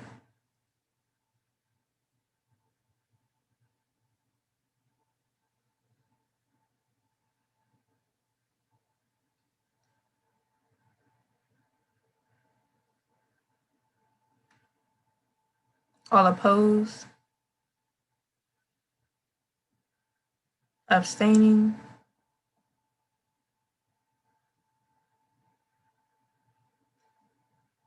And Assistant Director Ferguson, did you get 11 in favor as well? I got 10 in favor, but the motion still passes, but I think someone didn't vote.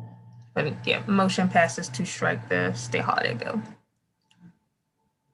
All right, then we can move on to the next one.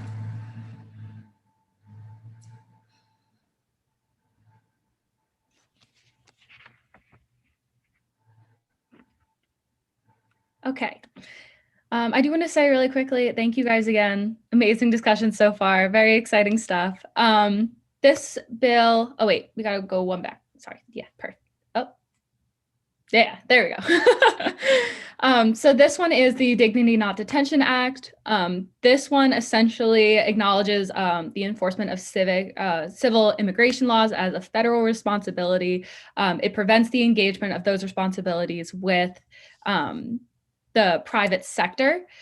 It prevents issuing permits for buildings constructed with the intent of being immigration detention centers for private entities, which includes existing structures. It does encompass the greater Maryland area. And yes, I know this one was also recommended by Chief of Staff Ambush. So I'm not sure if he would like to comment on it, but. Yes, Chief of Staff, does she have a comment? Yeah, so one, I will say the next bill is also a immigration related bill. So kind of like the civic engagement thing, there's like two related bills. So I would recommend, of course, discussing this bill, but like looking at the other bill before like anyone makes a decision which one they really should support, or you can support both. But I was going to say, like, basically what this does. So a lot of places in Maryland already does this. Like Montgomery County doesn't work with ICE. I think Baltimore City doesn't work with ICE. Prince George's County doesn't work with ICE. So this already is happening in different counties, but this will make it so the entire state will not work with ICE anymore.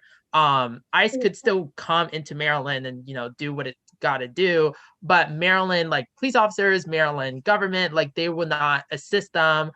They would not allow like private like prisons in Maryland to hold undocumented people. So really this is just Maryland being like not ICE, making it a sanctuary state. California is a sanctuary state. I think New York's a sanctuary state where like their governments just will not work with ICE.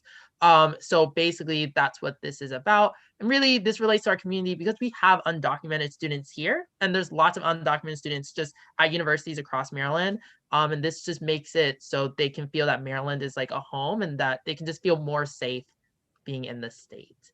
That's my comment. If you would like me to go over the next one as well, that one is also, again, like Chief of Staff said, but I'm not sure if we want to run through comments or questions for this one first. It's only two, so I guess we can just go through those ones real quick and then just go on to the next. So Director Fishkind, you had a comment?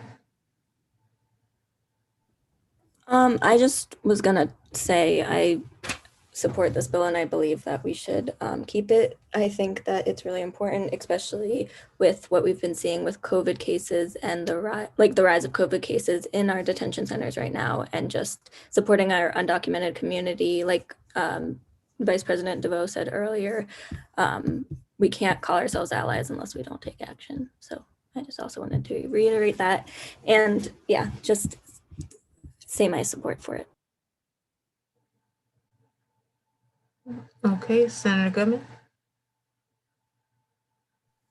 Does either one of the bills support the idea of not allowing ICE on campus and basically, making Towson a sanctuary campus, or making USM campuses, that is, sanctuary campuses? I believe Olivier does have a comment to that.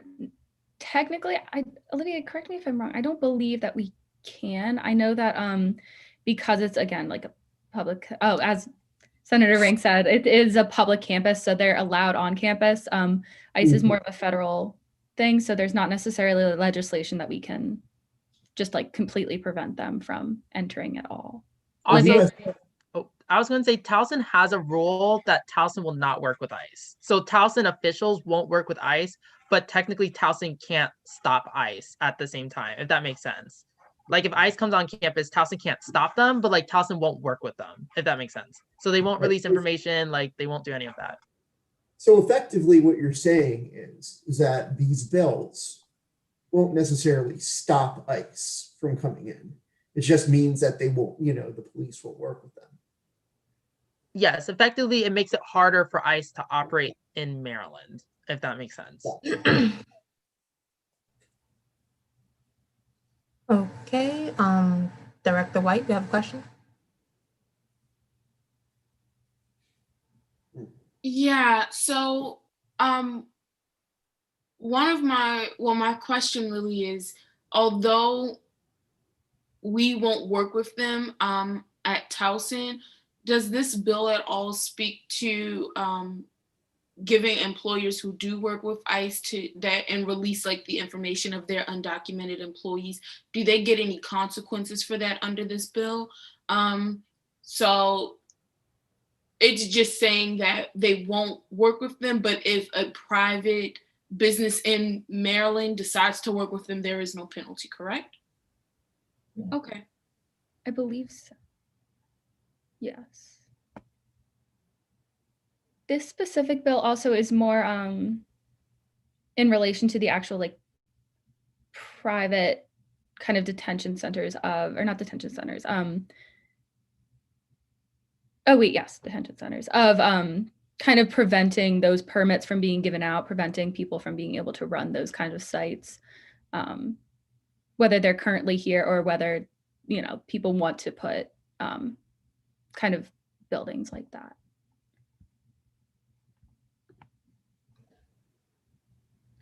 Okay, Senator Watts, you have a question? Yeah, I guess I just wanted some clarification. And Director Director Chiskaffa, you were just talking about this, but so this bill specifically is about detention facilities, while the next bill is about universities. Is that what the difference is? I just wanted to make sure I'm clear on what the difference is, because they sound like they're doing the same thing. Yes. So this bill is specifically in terms of acknowledging Maryland as a whole and civil immigration laws being mainly federal. So not privatization, no kind of detention centers in relation to that stuff. Whereas the next bill is in terms of contracts higher education institutions have with ICE. This, again, does not mean that these institutions are giving away students' information by any means, but it does mean, for example, Johns Hopkins as well as UMD have had contracts with ICE in the past in which they make money off of, specifically in terms of education related, specifically I believe it's technology related educational services. Okay, so then that answers my question, but does Johns Hopkins and them, do they still have these contracts with ICE, or are they no longer?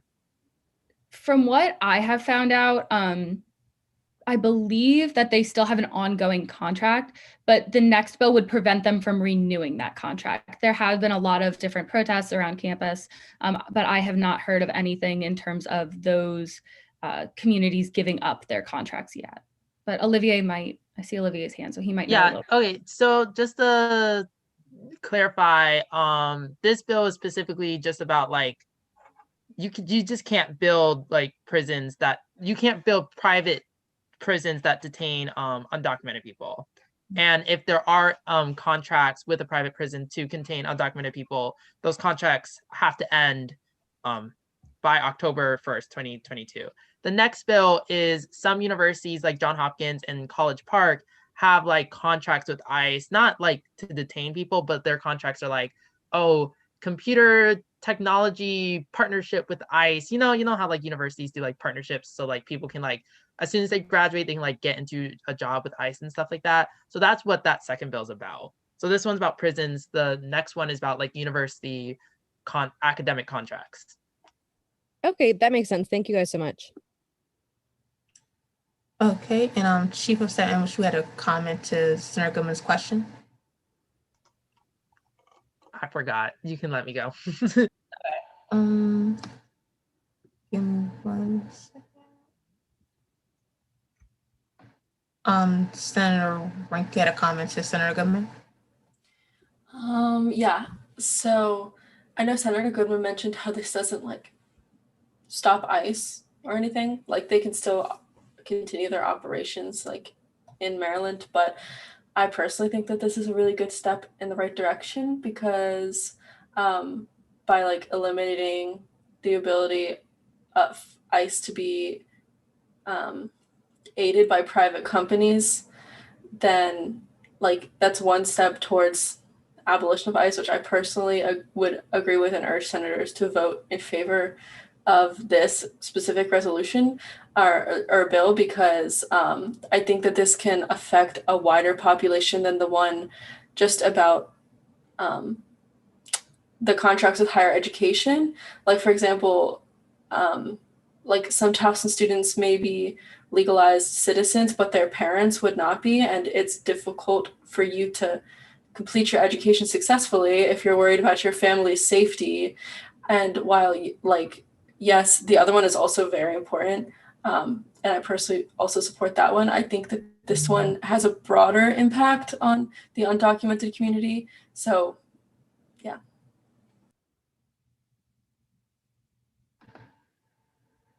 Okay. Chief of Staff Ambush, did you have a comment or do you have someone to add on to Senator Rank? Oh, so I read the bill. It is also a very short bill. Basically, it just says that private prisons, you just like no private prisons in Maryland can detain undocumented people. So I'm going to assume if the contract ended, I'm assuming those undocumented people would either be moved to a public prison, so one owned by the state or the federal government, or released, but this bill doesn't say whether they be released or not. Okay, Director Fishkind, you have a question? Yeah, my question was just about what Vice President DeVoe was saying, but I was also just going to talk about in Howard County, because I am from Howard County and I've been working to like remove our ICE from Howard County, and there was like this major concern in the county council about if we were to remove ICE, where would the undocumented immigrants go? And there was the concern that they'd be going to Frederick, which they called like they said that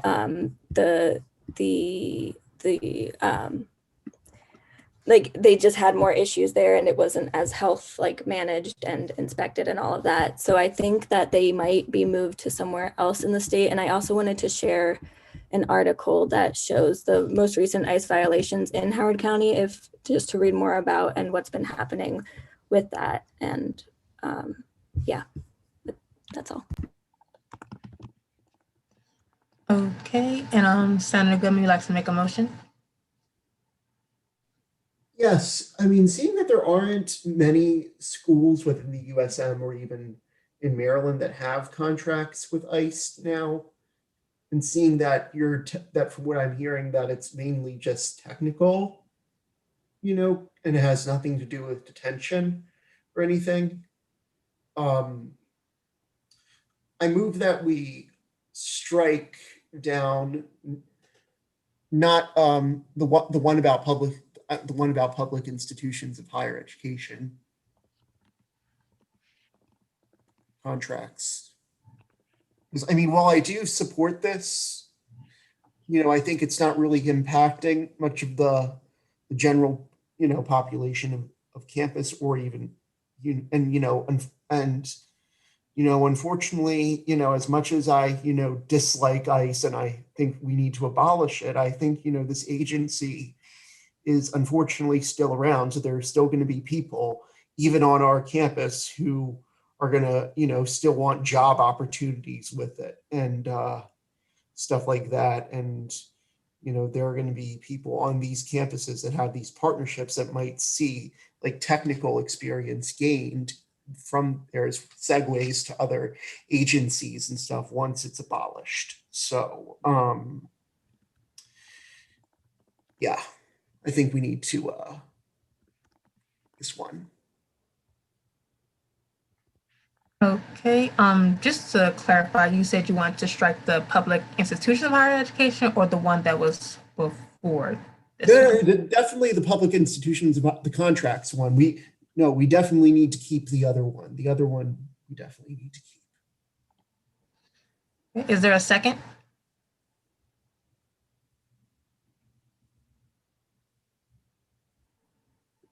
Senator Teddy, I second. Is there any discussion? Okay, Senator Williams, you have a comment? I personally don't think we should strike yet. I think we should look at the other options for it first, just because there is a lot of people have differing opinions on this one. So I would just say let's look at the other options first. Yeah, that's it. I yield, I guess. Okay, Director White, you have a comment as well? Yeah, so first I have a question and a comment. So my first question is, this will ensure that there cannot be any contracts, right? That higher education institutions in USM have with ICE in their detention centers, correct? I just want to make sure you're clear on that. So this one will prevent any higher education institutions from entering into a contract and prevent any of them from renewing contracts. Again, it does more so relate to not necessarily the detention of undocumented peoples, but it more so relates into the contracts that they have, as Chief of Staff Ambush said, in terms of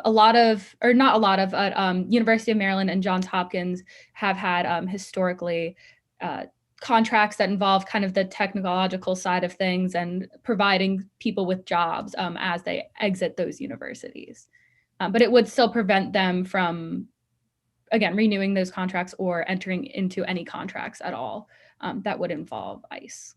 Yeah, so oddly enough, I think that this goes back to a comment that I made during my first special sessions here. And I think that what we have to make sure of is that we are entering contracts that reflect our values as an institution. And we do not value using our gifts to exploit others. And I think that working with ICE is exploitation. It is the exploitation of the conditions of people who are trying to flee their different home states. And to allude to this being the university cutting off opportunities for students who are looking for jobs, I think that that's a little bit of a stretch, because we aren't cutting off all opportunities. We're cutting off opportunities that do not reflect the human dignity that Towson University believes every student has and our community has inherently. And along with that, I think that saying that we really don't have these contracts now, so we don't really need to pass this bill is a little short-sighted, because I'm sure, a half a century ago, they probably said the same thing about prisons, but yet we're here talking about how we need to somehow get out of this contract with Maryland Correctional Enterprises. But if our administrations in the past maybe had a little bit of foresight and were able to see that this is not necessarily about what we think can happen, but this is about the nature of sometimes exploitated institutions that exploit others and how they capitalize on people's harm. And that can certainly happen through this specific contract. So yeah, we don't have these contracts now, but we have to understand that, at least looking in the past, it has not been against Towson University's decorum to enter into contracts with different entities that exploit others. And although we may not see that now, it is certainly possible in the future. And we need to look into that and understand that this bill is not just about now, but it is also about the future and ensuring and being proactive about restoring the dignity of our communities.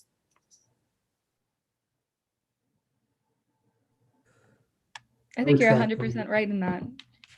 And that's why I did want to present this bill, because again, like you just said, there's, you know, at the moment without this bill, there's nothing that would necessarily stop that from happening.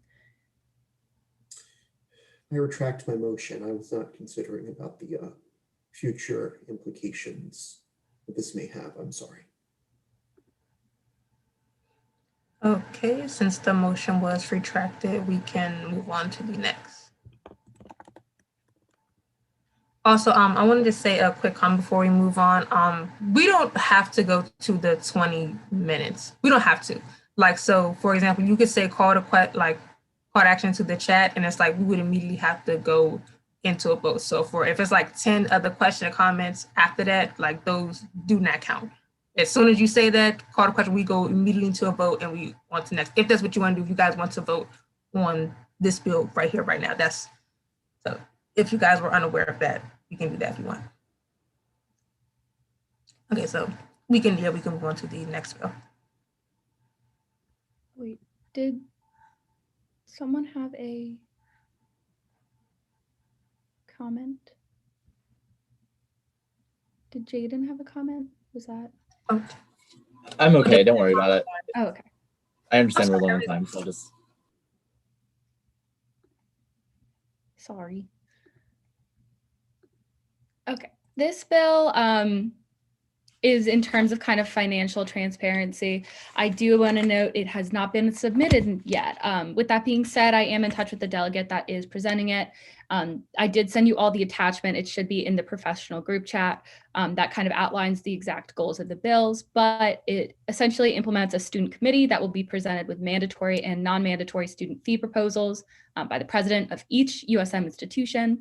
It also, again, involves kind of solidifying the fee revenue that may not be transferred to any different campus unit or department other than the one it was intended for, unless the student committee consents and agrees to the change. It also requires the president to present the committee with the exact use of these student funds.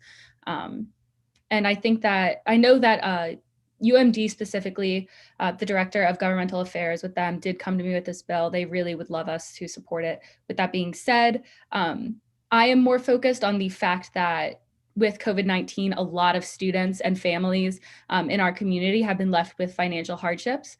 And I think that it is borderline disrespectful for them not to know where their money is going. So personally, I'm a huge fan of this. Please don't let that sway you.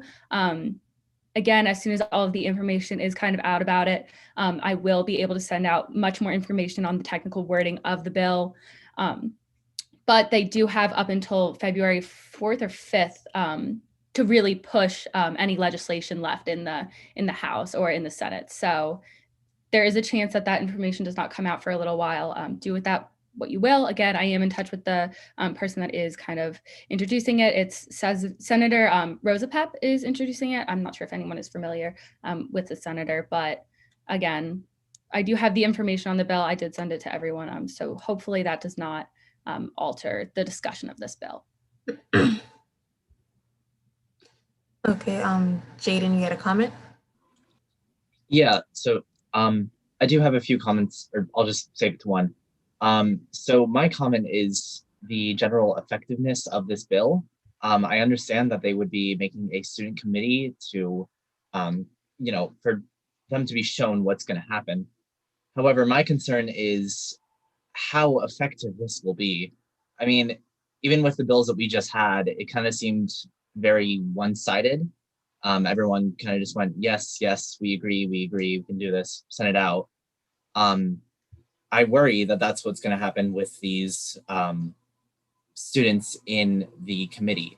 Because, I mean, obviously, like, everyone has a backbone. We're all incredibly, like, you know, brave to do this. But, like, I personally wouldn't be able to stand up to the president or the vice president and be like, hey, these fees don't really matter.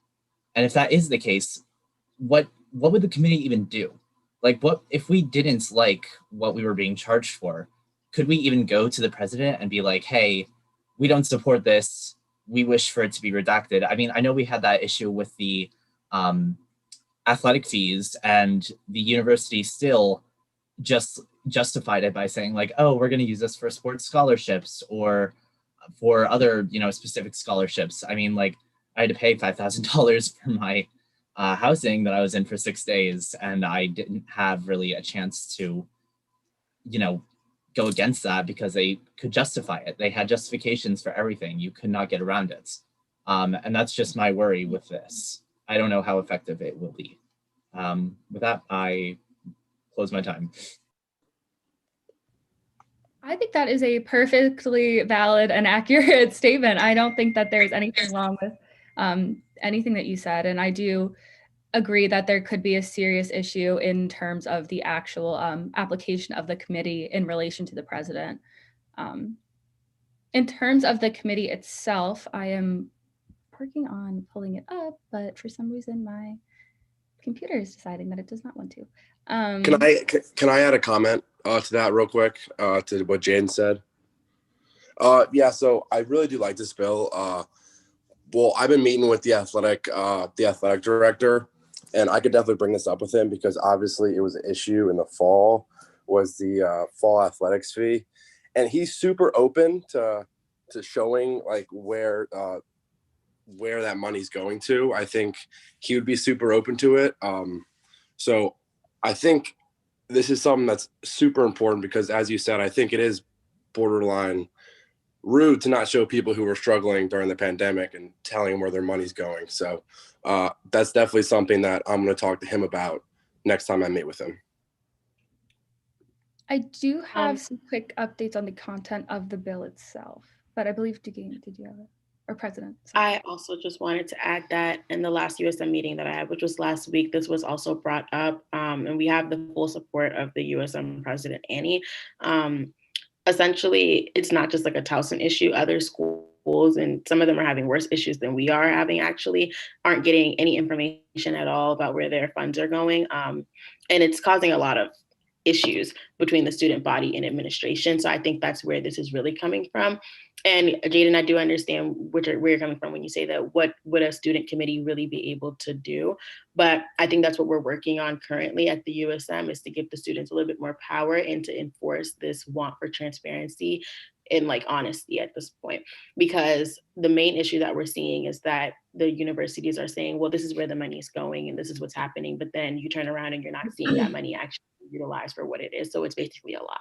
So this is more so for accountability purposes and to make sure that when people are saying that they're allocating student fees for a certain purpose, it's going to that certain purpose instead of out into the world where no one knows where it's going. So even if this doesn't necessarily go as a full bill, it is being looked at within the USM system in itself. So that's something we could also consider. Can I make a quick comment? I don't know if you were going to address it soon. But, I believe we might be going by the chat. Okay, I thought. Yeah, we're still going by the chat. Sorry. Okay, so I'm next with Senator Rink.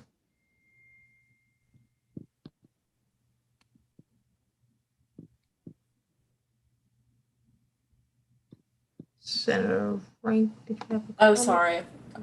Can you hear me now? Yeah. Okay, perfect. I wanted to reiterate what Jaden said because I think this is a valuable bill and I agree with all of its contents. However, bills have to get struck, however you'd say that. Like, we can only pass so many, and realistically, like,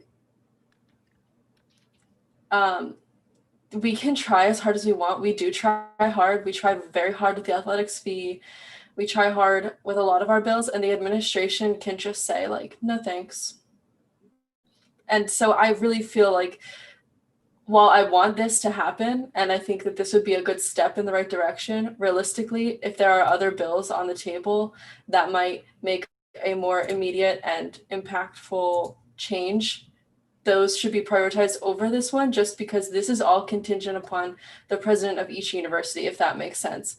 Like the students in the committees can be amazing and strong, just like we are, and try our best and do everything that they can, and the president and the committees can just say no. So I would personally prefer other bills to make it instead of this one, just because they have a greater, like a more immediate and impact that's rooted in the state's power rather than like the power of individual institutions. I did want to quickly note there was a mistake in the wording that I utilized on the slide. I'm very, very sorry. It actually turns out that the person that would be the president of each consistent institution with this would be voted on by the Board of Regents. It would also be a situation where the membership of any committee would have to recommend a qualified person that would be the president of the committee. And it kind of follows that the actual president themselves of each institution would not necessarily be the ones that would be in contact. It would more so be somebody that is approved through the kind of Board of Regents from the university that would handle it. I understand that that does change a good amount of stuff. So if there are any questions in relation to that. Hey. Sorry, I just didn't know if you heard me or not. So what you're saying is it wouldn't be the president per se. It would probably be like, for example, for Towson, Ben Lowenthal, since he's our vice president of financial affairs, correct? It would, yeah. There is the option for the Board of Regents to decide that the qualified person would have to be the actual president of the institution, but it does not have to necessarily follow that it will be the president of the institution. Yeah, that's not good. Which again does significantly change a good amount of stuff. I wish I would have gotten that copy of the bill a little sooner, but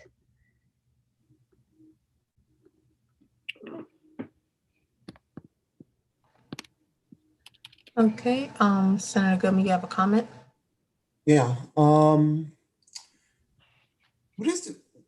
Let me ask you all something. What is the one of the most common phrases you hear when, people that, can sometimes be hypocritical in a way when they say they're gonna, form something, or, when they hear what you're saying and then they're like, okay, I'll look into it. It's like, yes, we'll look into it. We'll look into it.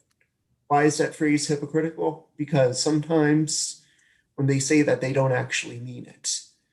The whole idea of, creating a committee sometimes, or when the, university administration, or even if there's a student committee and, the university administration is like, we'll look into it, or even we'll set up our own committee to look into it. They'll, that can sometimes be their way of saying, oh, we're trying to circumnavigate and, just, push aside student concerns and just, take a prolonged, long period of time to just say, well, oh, we'll look into it. We'll look into it.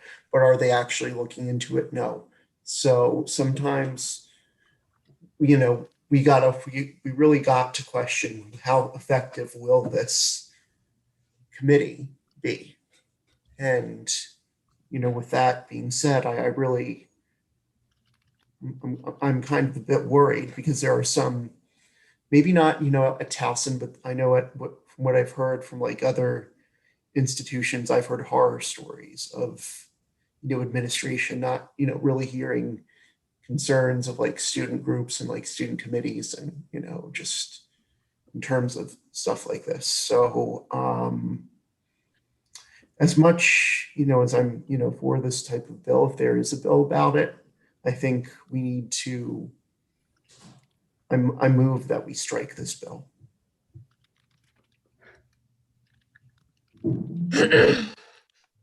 Okay, so is there a second?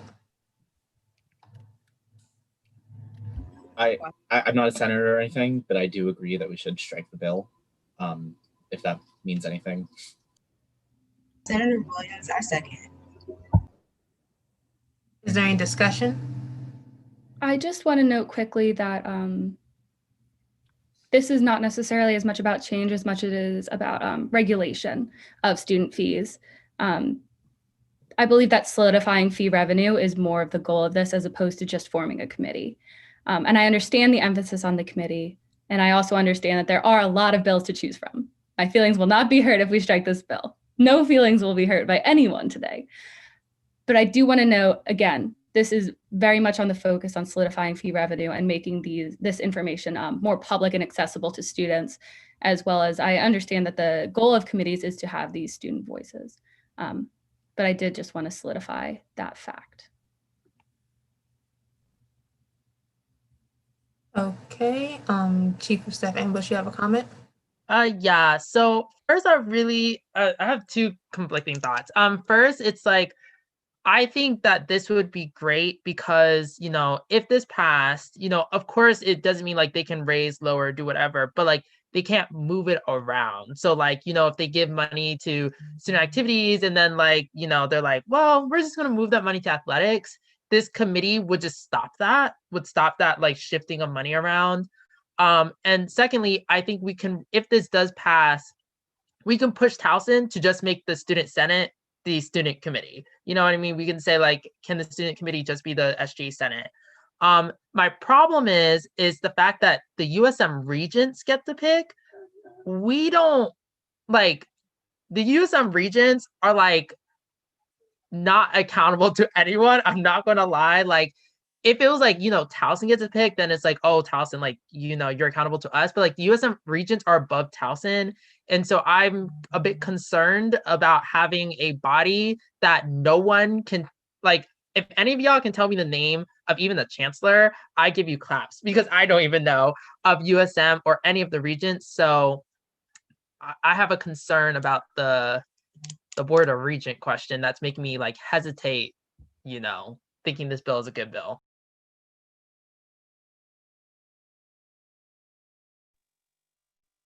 Okay, Senator Williams, you have a comment? Yes, so this one, since President Young already said that USM and like other organizations are already working on this one, I don't think we necessarily have to include it in one of our 5 because it's already going to be addressed and it's already going to be taken to a higher place. I mean, if you like it, it would be cool to back it, but because we only have a few, I don't necessarily think that we have to include this one because it's already going to be addressed.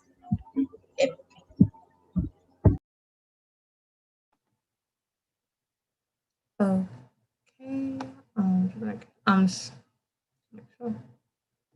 Senator Teddy, you have a comment? I just wanted to say we did vote at the beginning to say we were gonna go through the bills first before we said to strike them. So just to keep that in mind, like I get it, there's some bills like people just want to get rid of as of this moment, but I think that some of us just want to think about them like truly first before we choose to strike them. So just like keep that in mind that we did vote to go through them first before striking them. Okay, I completely agree with that. And Senator Rink, you had a comment as well? Yeah, my comment was like similar to Senator Teddy's, but I know I did say that I'm personally in favor of striking this bill, which hasn't changed. However, I will say that I think that the contents of this bill are very valuable to our university, and we are supposed to be advocating for the student population. And I think fees are at the forefront of the student population's mind right now, so that's something to keep in mind. I might personally disagree with passing this bill in favor of other ones, but it's very valuable still. And I also agree that we should probably wait until the end to strike bills, just because your opinions might change as other bills are presented and you hear other opinions. So. Okay, and Senator Goodman did a call to question, so we have to immediately move into a vote. Okay, so all those in favor to strike the University System of Maryland bill, all those in favor?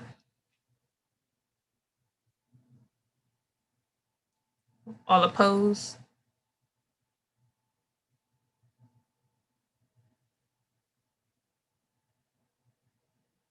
Abstaining?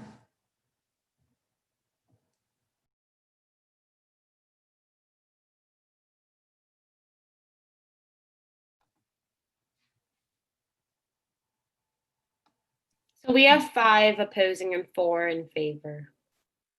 Okay, so let me just pull out my calculator and do the math real quick. Hold up. Yeah.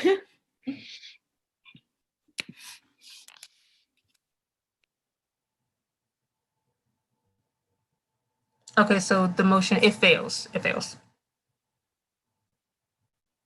So and it's still up there. It's not strike. So since the motion failed, we're going to move on to the next.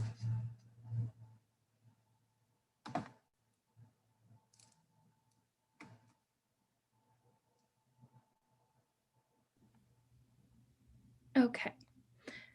Once again, everyone, you're doing great. Don't forget to take a breath. I know the debates are exciting and everybody's very passionate, but you all are doing awesome. I did throw in a lot of bills at you, so I promise it'll get easier. All right, so the next bill is the Mental Health Care Task Force. Yes, there we go. So this essentially will create a task force that will study access to mental health care in higher education, as well as make recommendations regarding it. The task force is made up of 15 members, 2 Senate members, 2 House members, 2 USM representatives, 2 representatives from private nonprofit institutions of higher education, 1 representative of the Mental Health Association of Maryland, 1 representative of the Maryland chapter of National Alliance on Mental Illness, and then 3 members that are all family members of an individual who is enrolled in higher education institution, a former student with experience using campus mental health services. Oh wait, yes, enrolled at a higher education institution or a former student with experience using campus mental health services. 1 psychiatrist and 1 nurse psychotherapist. So it is the committee has already kind of been outlined in that way. But again, it does mainly focus on studying this access as well as making recommendations on how to improve access.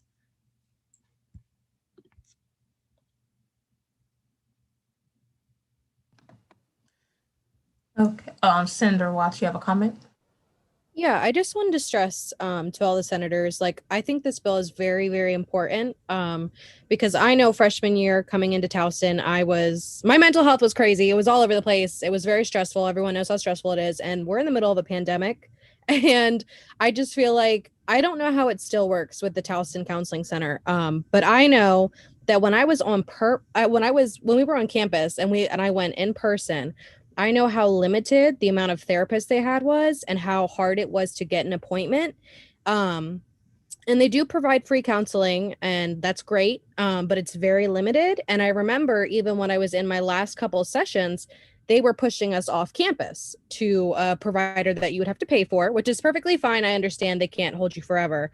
And I remember there was like 1 or 2 psychiatrists who are people that are able to prescribe medicine. And I just think it'd be very important for more attention to be brought to this because the Towson campus is huge, obviously. And I was lucky enough to be in person and get to have this opportunity.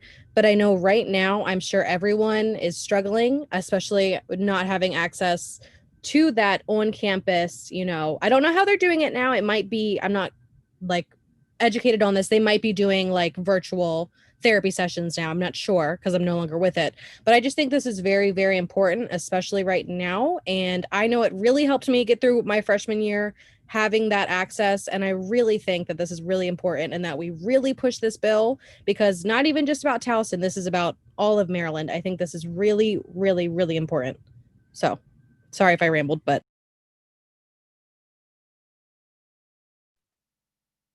Okay, Senator Sadie, point of information. Never mind. Okay, Senator, point of information and a comment. Yes. Actually, I retract my point of information. It got answered in the chat. But my comment is that basically everything Senator Watts said, and I think that talking about foresight, like Director White said, this is an incredibly important bill to the Towson community, like for posterity's sake. Like we might not see the implications of this bill happen while we're in Towson, but like your younger sibling who comes here in 6 years might be able to get free counseling unlimited, telehealth or in person. Like this, I think that this and the pandemic, raising awareness of mental health issues, for good or for bad, are really important for our community. And I think that especially because like these bills are supposed to reflect the needs and values of the Towson community, this is something that they need and value right now in the pandemic, especially because a lot of people aren't at the university, but may still need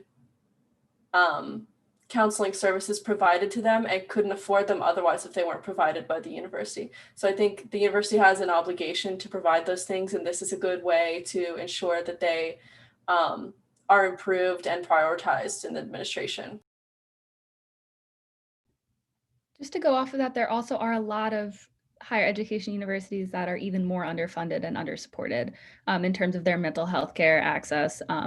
So I do also want to note that just as a little thing, Towson's, we try our best, but just as Senator Rink said, it really could be a force for not only us, but other universities that have even fewer opportunities.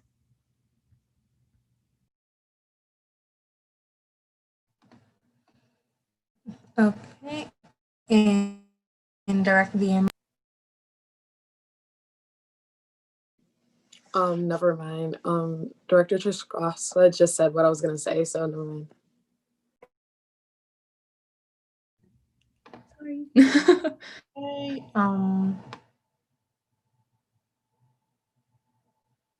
I'm sorry, my chat keeps taking. Okay, Senator Williams, you have a question? Yes, so this is about making the task force to make the recommendations to the colleges. I just wanted to know if there was money behind it. Like they're making recommendations for all these things to be implemented. But I'm just asking, like, are they giving colleges money to hire more people or to have these services? Because for like Towson, it's probably easier for them to implement these things than like a school that's getting less money currently, like Louis State. So that's my question, I guess. Will there be money behind the task force? From my understanding, the recommendations that they are making are not limited. So I would assume that a good amount of those would be in terms of financial support with kind of mental health care. So I would answer yes, but I also know that the recommendations are not limited to offering other kind of opportunities as well. So I would say that yes, they are, at least some of the recommendations will be involved in terms of financial support. Okay, Director Kemp, you have a question? Yes, I really like this bill, but I do have like a 2-in-1 question, kind of, sort of.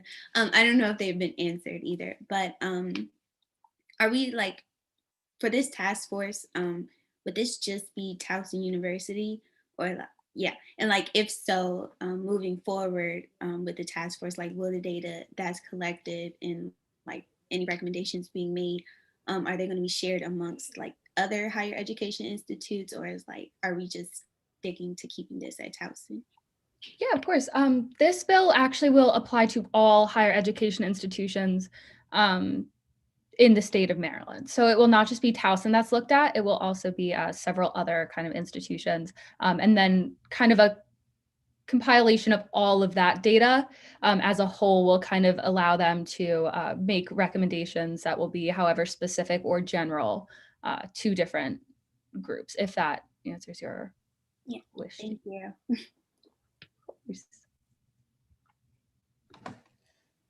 Vice President DeVoe, you have a comment?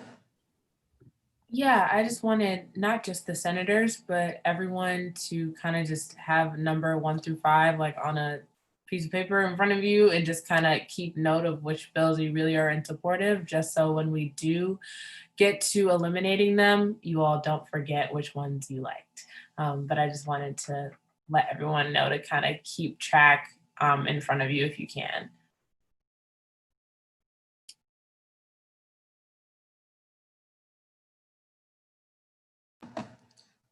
Chief of Staff Ambush, you have a comment? Yeah, so I was just reading through the bill. So like Director Trescassa said, like this will be a committee that will look at all the higher education institutes in Maryland, not just the public ones. So they will also be like looking at like Johns Hopkins and Stevens, and then they will present a full report to the Maryland Assembly so that like future bills based off this report can be made that will like improve mental health in Maryland. I also just wanted to say some of the people who will be on this task force, because I think that's very important. So it's, I'm not going to read off everyone because it is a long list, but it's 2 members of the Maryland Senate, 2 members of the Maryland House of Delegates, 2 representatives from USM, a former student of a USM, a former student of a Maryland school that used mental health stuff, a current student who is using the mental health different things at one of their schools, a psychiatrist, and basically like a bunch, and 2 members from a non-public higher education. So like probably someone from Johns Hopkins and someone from McDaniel or something. And there's like a whole bunch more other people, but like this task force is very comprehensive and includes a lot of people. So.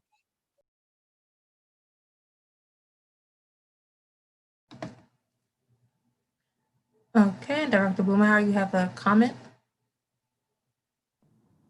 Yeah, I just one comment. I think I love this bill. I think like in terms of mending any kind of relationship between athletics and SGA, this is something that the athletics department has been super kind of involved in. We actually had a student start up an initiative called Own Your Roar within the athletics department. It's all about mental health.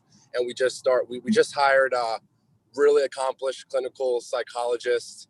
And it's definitely something that I would definitely want all student athletes to be on board with, and definitely something that I would love to tell them about. And I think it's a really good bill to for Tiger Pride Day.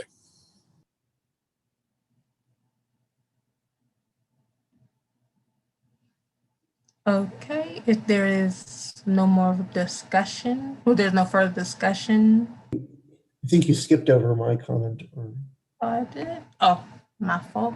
Got lost in the chat. Senator Goodman, you have the floor. Well, I just wanted to say that I really think that this bill definitely needs to be on our agenda, especially considering that, mental health is unfortunately something that's often overlooked by many universities, and we really need to make mental health have a bigger emphasis on, improving, mental health supports within the USM as a whole. And, we really do. So with that, I move that we, call to question on this bill and to add it to the legislative agenda.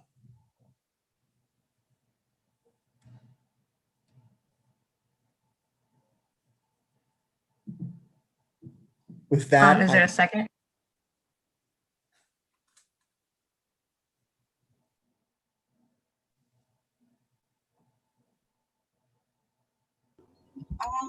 It was called a question, so I don't think we would need a second, but Vice President DeVoe, well, I think we all agreed that we weren't going to vote yet, but I'm not sure. It has to be seconded, and then we go into discussion, and then we would discuss it, like whether we would agree to vote or not, and then then we move into a vote, and then if you guys oppose it, then it doesn't get striked. Or if you guys are in favor for it, then it gets striked. Okay, thanks.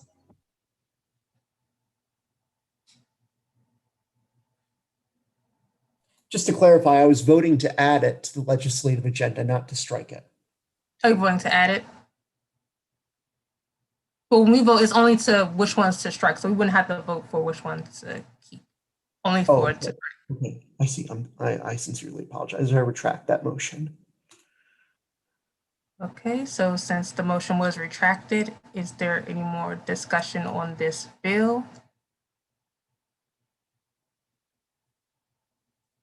If not, then we can move on to the next one.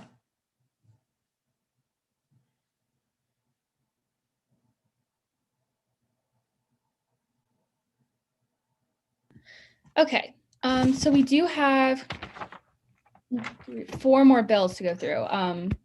So again, everyone, I appreciate the open mind. We're doing great. We're getting there. We're so close. But the next bill is the Mary PIRG Student Climate Action Coalition bill. This one was actually brought up to me by Senator Goodman. Once again, this one has not yet been submitted to the General Assembly. It's not something that should be super concerning. Again, they do have until very, very early February to submit bills.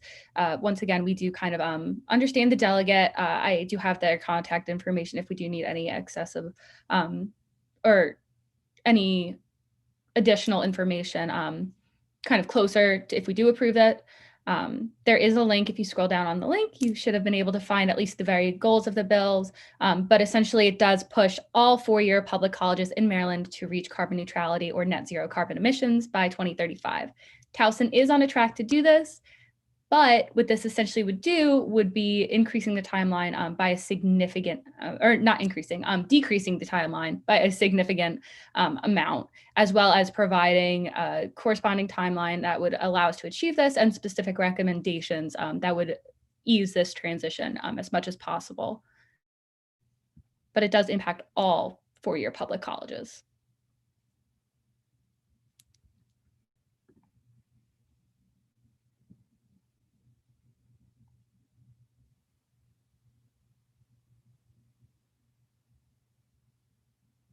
Sorry, we're just going through the chat. Senator Goodman, you have a comment? Let me start by saying climate change is real. If that is not clear to anyone, if there are people here that think it's not real, please do some research. I highly encourage it. This bill, currently there is a commitment by certain USM institutions, not all of them. A good portion of them don't even have this commitment. Towson University has made it clear that it'll accept the national recommendation to reach carbon neutrality by 2050, which actually I think that's a statewide recommendation. Now, 2050, that's 29 years from now. Storms, weather is getting more severe. Temperatures are rising globally every year. Sea levels are rising. A lot of stuff is happening, and a lot of it is anthropogenic climate change. A lot of it's human induced by a reliance on fossil fuels and really just heavy reliance on big oil, and public institutions of higher education are big consumers of oil. And even though Towson is like one of the many institutions trying to make strides in being more green, we have lots of LEED silver and LEED platinum buildings being built on campus. We still have ways to go. By 2050, we might be too late in terms of mitigating some of the most harshest consequences of climate change. Maryland Public Interest Research Group, MaryPIRG, has recently decided as of last year it is of the utmost importance that we make sure that the General Assembly of the Maryland General Assembly knows that this 2050 deadline might be too late. So we need to cut that in half. We need to get that sooner. So 2035 is a better goal, more efficient. We won't be lagging as much. We feel like if we say 2050, oh, it's just going to mean not much focus is going to go on this topic until then. And 2035 is just better, more closer goal with this. So this Student Climate Action Coalition is a group of environmental groups on all USM campuses. Originally, it was started by the Mary Perg College, UMD College Park chapter, which is the only Mary Perg student chapter. And Towson University's student environmental organization, along with eco-reps and a few other environmental groups on campus, decided this would be a good thing to back. And we think that it's also essential that the SGA supports this. As you know, Mary Perg, MSCAC, as we call it, they have the support of many other SGAs and many other environmental groups around the state, and we really need our support on this. So I highly encourage you to support this so we can at least advocate for it in the General Assembly. Even though there is not a formal bill yet, it is almost certainly going to be a formal bill on this General Assembly. I yield my time. Okay, Jaden, you had a comment? Yeah, so I was actually fortunate enough to talk to Thomas Porter, who is the executive of the MSCAC branch at Towson, and he sent me the latest rough draft for the bill. I can talk about it, or if I could share my screen, maybe that would be a bit easier. I just want to, share, or yeah, sorry, the screen sharing is disabled, so let me just talk about it for now. So it starts off with the carbon neutrality. So I'm just going to basically explain the bill to the best of my ability. So by 2025, they want to eliminate scope 1 and 2 emissions. And by 2035, they wish to eliminate scope 3 emissions. They do this, by electrifying vehicles, committing to net zero building emissions, converting to more renewable energy sources, all that stuff. They do allow for universities to choose a carbon offset requirements. However, those requirements have to be met, and those, I'll go into those later. So now I'm going to go into the definition of the scopes. So scope 1 is direct emissions, which are emissions that are produced on campus. This includes like boilers, central heating plants, on-campus power plants, campus vehicles, all that stuff. Scope 2 is indirect emissions, which are emissions that result from campus-affiliated activities. These occur at sources that are owned or controlled by another entity, so this also includes like things that we get that are made by burning fossil fuels. So we would cut those out to create more environmentally friendly products.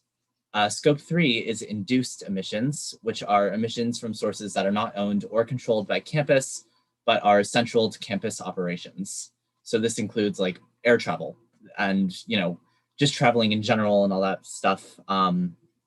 So, by 2025, they wish to make scope 1 and 2 completely neutral. And by 2035, they want to make, scope 3 more neutral. Obviously, it's going to take a lot of time. The bill was originally set for 2030. However, from my understanding, due to the coronavirus taking, a pretty heavy financial toll,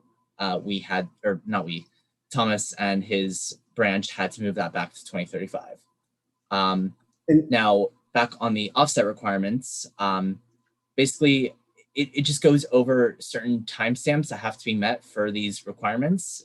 So for example, by 2025, 5% geographically in states in the Chesapeake watershed or domestic environmental justice offsets. And by like 2045, it has to be 50%. 10% of these offset projects have to be designed to have a domestic environmental justice impact by 2035. So even if schools do choose the offset project, which from what Thomas was talking about, it didn't really seem too likely that too many schools would actually choose that route, I guess. They still have to have some sort of environmental justice impact. They also have to talk with the Student Government Association to appoint students to sort of review these offsets and see if they really make that much of a difference. These offsets have to be, they have to, how do I even say this? I'm sorry, they have to be verified through like standards that the Maryland legislature has put out through the environmental justice program.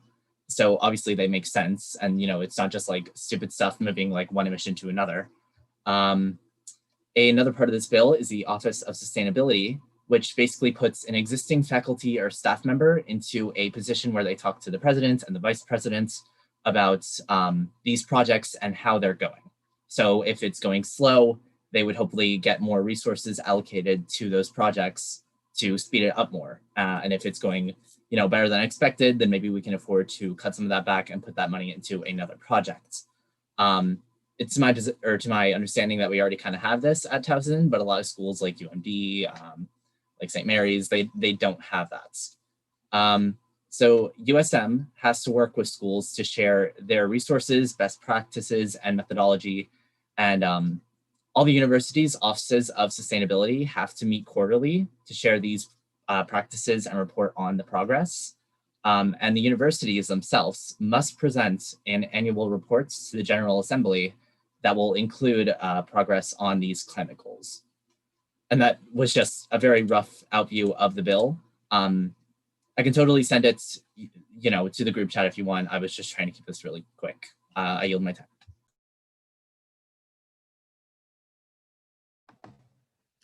Okay, Senator Watts, you have a question? Yeah, I just have a really quick question. I don't remember why, I think Director Truskowska, you said it didn't have a bill number just yet. But despite it not having a bill number, it's definitely going to be discussed on Tiger Pride Day, correct? Or is that not confirmed just yet? So yes, the only thing, when you see bills that don't have a bill number, it's not because they won't be in the legislative section. It's only because they were not pre-filed bills. So basically, delegates, senators, legislators have up until February 4th or 5th to submit the actual bills themselves. And when they are submitted onto the website, that's when they get their bill number and everything. And that's when you'll see like the official link pop up. So even though it does not have that at the moment, that does not at all mean that it won't still be introduced or it won't still have the same validity and care put into the actual bill itself. Okay, thank you so much. Of course. And kudos seriously to both Jaden and Jake. This is phenomenal. This bill would not have been on my radar if it weren't for you two. So really huge credits to both of you. Thank you. Thanks. And actually, I'm, you know, I actually also serve on the committee on the MSCAC as well. So I'm kind of a bit biased here, but still, I just would really strongly encourage this. You know, this is very important for our environment and, you know, as a whole, even though it doesn't have a bill number yet, which I'm sure it will once, you know, February 4th rolls around. This bill, this, you know, plan for that Mary Perg has will really make our campuses, you know, much, you know, the air cleaner, just more eco-friendly. That's all we ask. So Vice President Boyd, I know you had a motion and a time, and after that, we're going to move on to the next bill because, yeah, we're running low on time. I did. I was going to make a recommendation that we put a time limit on comments for individuals to 2 minutes each. I think that might be more effective than just having one lump of time for everything, just so no one oversaturates the conversation and we can hear as many perspectives as possible. Does the Senator accept that recommendation? Senator Williams has accepted that recommendation. Is there a second? Senator Watts, I second. Okay, is there any discussion? What are we limiting the discussion to? Like how many minutes now? 2 minutes. Okay. Per person. Cool. All right, if there's no further discussion, we're now moving to a vote to put a time limit on discussion per person to 2 minutes. All those in favor?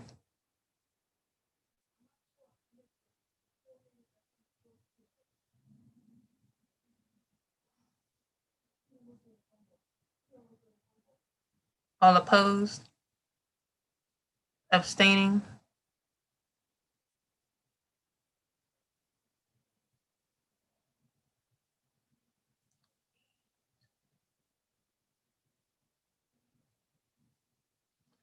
Let me recount real quick. There's 10 in favor and 1 abstaining, I believe. Okay, so then everybody must have came back from when they had their. Okay, so then. Okay, so with that, the motion passes. Yes, then we can move on to the next bill.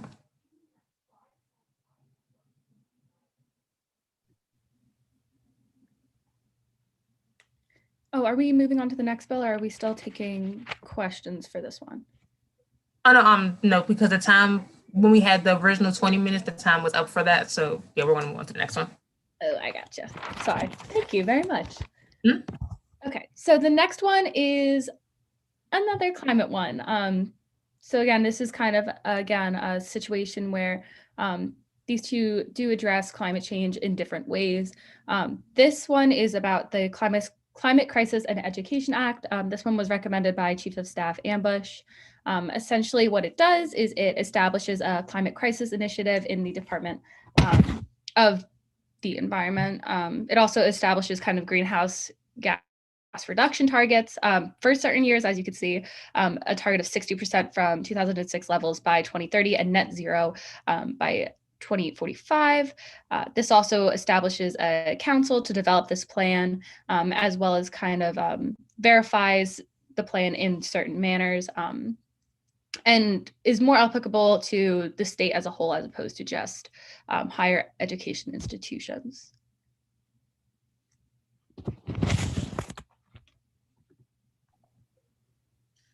Okay, so since we're limited to 2 minutes, just pay attention to the chat. 'Cause I'm gonna let you guys know when you have like 30 seconds and then 10 seconds when you're speaking. So because I don't want to say time and then cut anybody off. So okay, so Chief of Staff Ambush, you have a comment? Yeah, so I was gonna say, I think the previous bill we looked at was much more aggressive and I think much more relevant to us.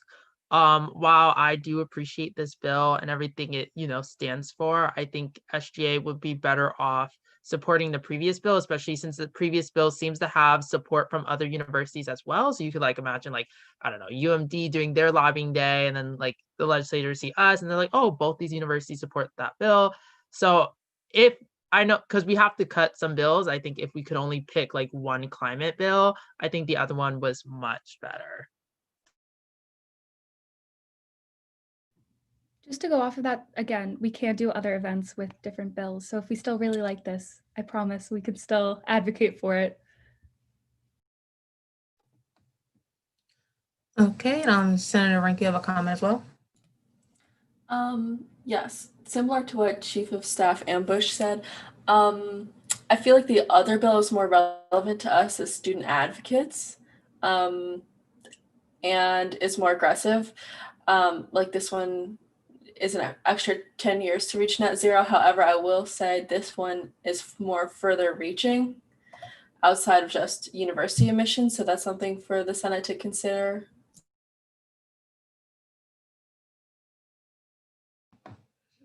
Okay, Senator Gum, you have a comment? I do also want to reiterate that I think the other bill is a lot more aggressive, and I am really a big proponent of that other bill, and I think that this bill is good.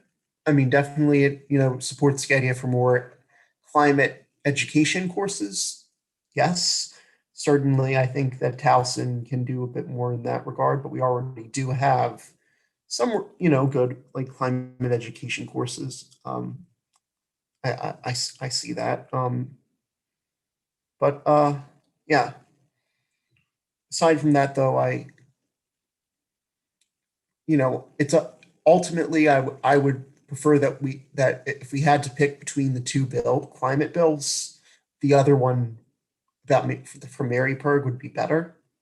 But since this one has a House number or a General Assembly bill number, then I don't know. It's up to you. But I would prefer the Mary Perg one.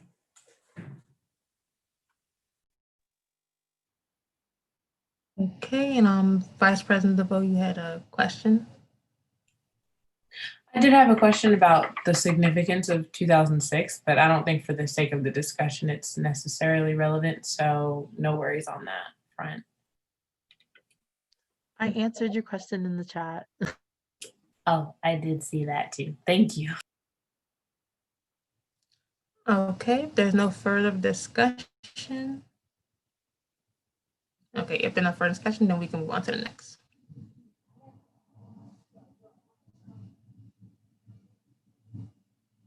Sorry about that. I was just clarifying some things in the chat. Just because it does not have a bill number, the one from a few times ago, that does not mean that it will not be present in the legislature. It will not mean anything in that regard. It simply means that it wasn't pre-filed, which just means that the delegate is submitting it a little bit later. So that stuff will still come.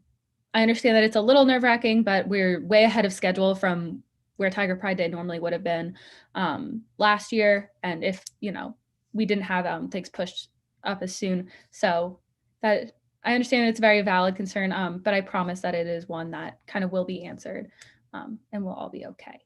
So moving on to this bill. This bill is bill number 10. So this is public safety, police officers screening for violent behavior, aggressive behavior, and bias.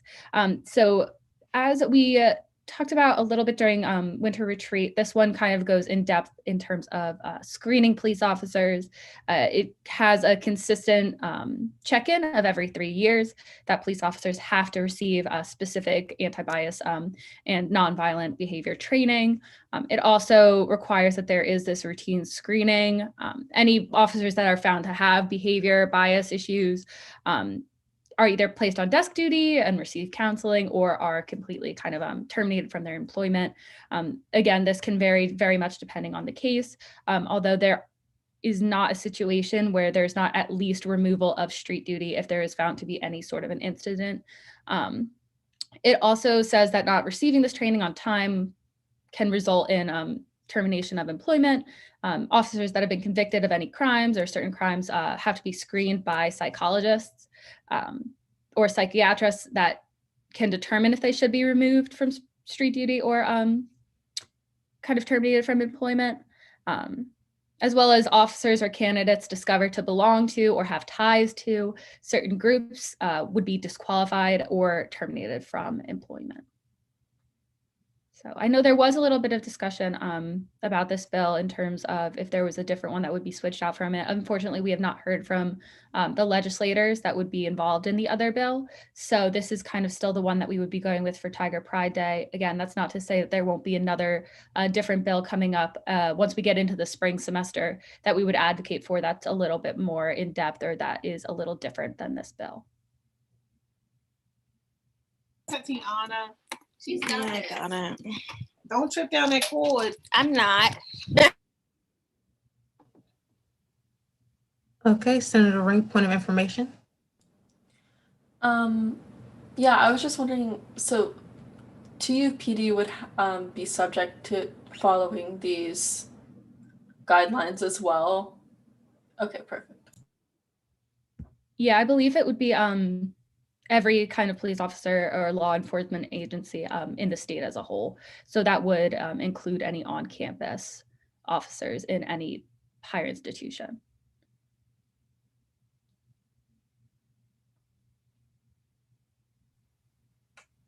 Okay, Senator Thaxton, you have a comment?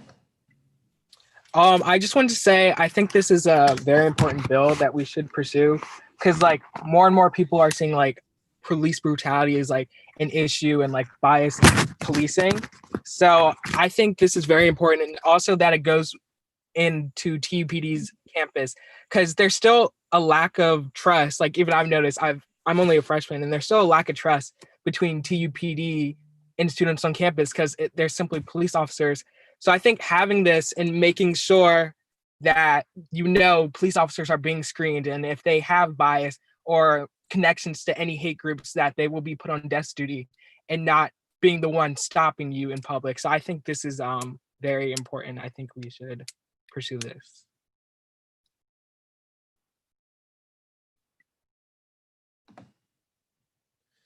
Okay, Senator Eaglin, you have a comment? Yeah, I just want to say, like, I really support this bill, especially the part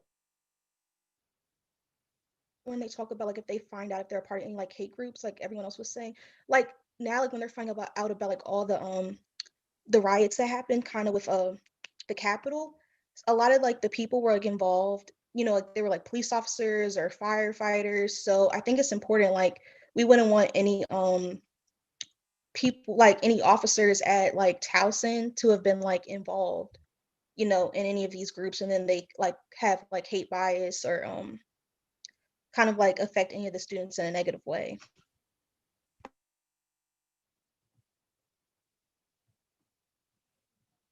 Okay, Chief of Staff Ambush, you have a short comment? Yes, very short. I just think back to our conversations when we had that defund the police bill. And I know a lot of people may think this bill doesn't go far enough, or some people think this goes too far. But I think for what it is, I think it's a good compromise for the Towson community. I think this is a bill that the majority of the Towson community would support, especially the part about just preventing police officers with ties to, they say certain groups. We all know that means just white supremacist groups from, like patrolling our campus. So I think this is like a good compromise for what it is. And definitely in future years, I can see this legislation being like built upon to better protect people and to make law enforcement actually work for the people. Okay, Director Fishkind, you have a comment?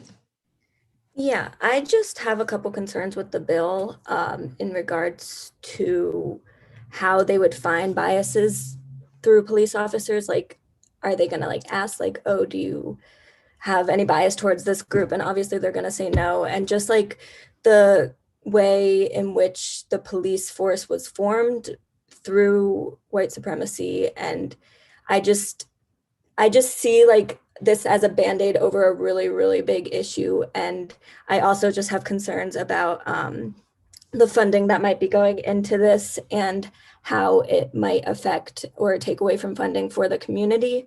When I was reading through the bill, I didn't really see necessarily anything on regards to money and if any additional money will be coming to this bill, but that is another concern of mine. And yeah, I also saw that like if they were to be found like to be biased or something like that, they'd be placed on desk duty and receive counseling, and also just like what that entails and like what that will really do to ensure that they're not biased or anything. But I also do definitely see the importance of this bill. I just wanted to bring those up. No, I think those are very valid points. I would agree. I don't know. Unfortunately, I don't have the answer to the funding. I can, if we do decide to follow through with this bill in terms of Tiger Pride Day, I would be happy to reach out. It's sponsored by Senator Young. So I'd be more than happy to reach out and see if they are doing any research into the actual funding that would have to go behind this. From what I'm assuming, in terms of the desk duty, it is heavily dependent on the severity. And also relies on the psychologists or psychiatrics conclusion from what they get from the event and what they get from the officer.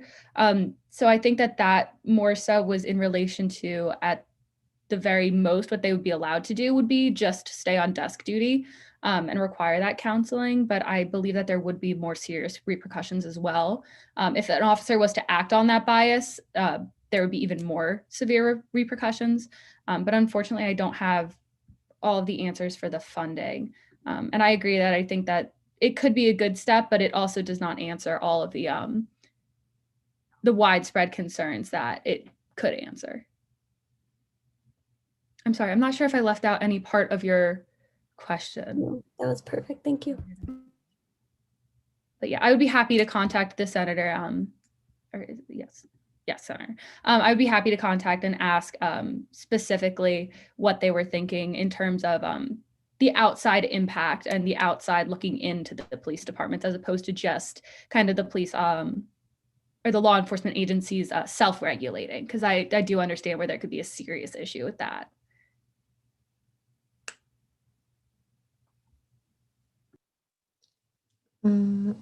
Okay.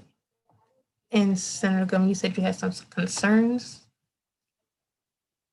No, I was just saying I agree with, I have the same concerns as Director Fishkin about the,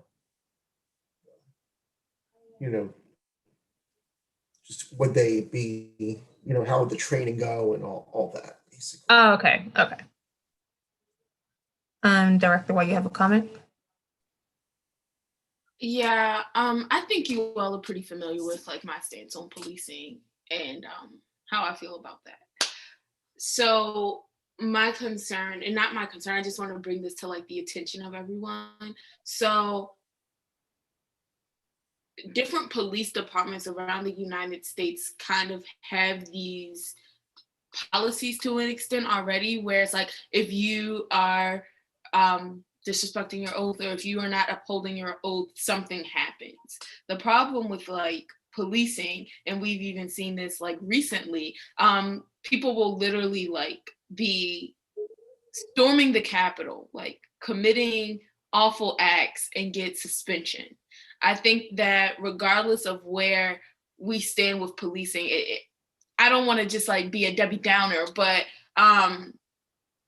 saying that we will somehow discipline police is like, can we really do this in the way that we think is ethically right? Like, can we really discipline police in an effective way, understanding, number one, the nature of policing, and also understanding how many people view policing as like an inherent good that like we need. So saying we're just going to put them on desk duty, there's still a harm on desk duty. They're still handling very sensitive files. If it was any other job, like they would just kind of get the two to the wing, goodbye, good riddance. But like that isn't the case with policing. And I just wanted to be like really present on our minds that historically disciplining the police has not been able to happen because policing in and of itself is a harm.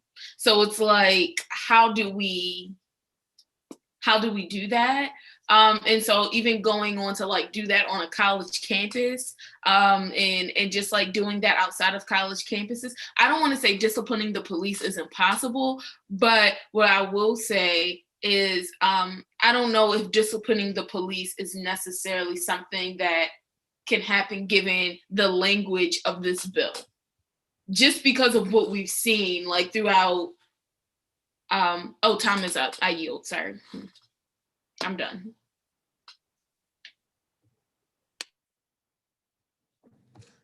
Okay, thank you, Director White. I'm sorry, I'm trying to make sure I don't miss anybody in the chat. I'm just going back over it real fast just to see.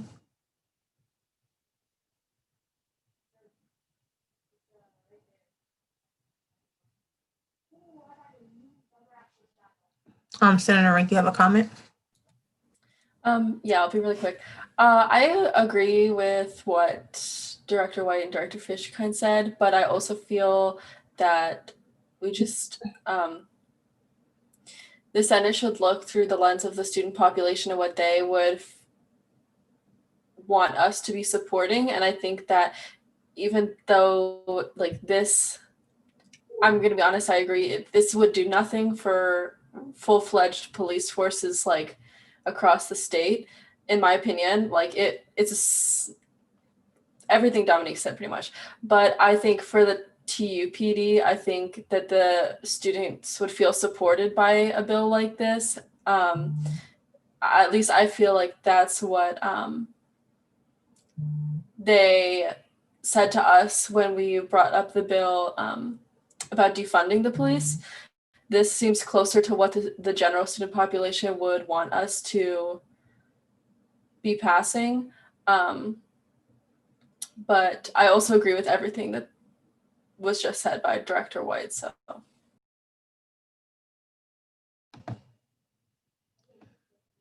Okay, and Director Fishkind, you had a comment? Yeah, I just wanted to emphasize and thank Director White, first of all, for all of her insight. I also was just thinking about like the point of if a police officer were to be involved in some type of violent act or some type of discrimination, the act already happened. So it's like, how are we going to be able to prevent it before it's happening? Obviously, this will prevent further eventually, but the person's already affected, the person's already been harmed. So also, how are we going to like support the people that were harmed rather than looking at how we can put a Band-Aid on what happened, if that makes sense. And then I also kind of want to know furthermore how this would interfere with like the Police Bill of Rights, which has a lot of stuff talking about the punishment of cops and how it's very minimal, and just what would happen with that. And yeah. So in this case, I know it doesn't necessarily, unfortunately, address paying respect or understanding what to do about the aftermath of the incident. I know that the screenings, of course, take place before. I totally agree with both Director Fishkin and Director White that this is a tough bill because it's not quite doing everything that we might want it to. It also is tough because I still wanted to include some type of thing on this topic.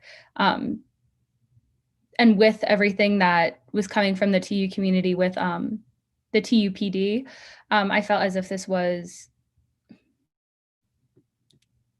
not, I don't want to say compromise, because in all realization, there should be some more done. There should be more in-depth research about this bill. There should be more elaboration on it. In terms of its relation to the Police Code of Conduct, I believe that it essentially would push more punishments towards police officers and more regulation and follow through. But that would kind of be the main answer that I can provide right now.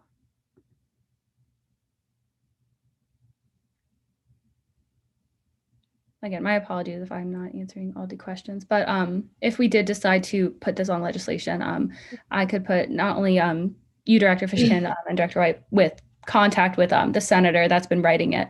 Oh, I'm really racking up my charges here with the sorries, but I can definitely kind of continue to press to get that information, especially on the financing, because I think that that was an amazing point, was we don't want that to take away from more. Okay. Oh, we're moving on to the next because I think Director White had another comment. Am I looking at this wrong? Oh, just keep going. Yeah, the next bill is the cannabis bill, correct? Yes. I believe we discussed this. This is the very first one that we discussed. So I mean, I personally feel like we need to really go over it again, unless that's what everybody wants to just go over and ask their questions. But since we already went over that in the beginning, I don't really feel like this. And we're running low on time.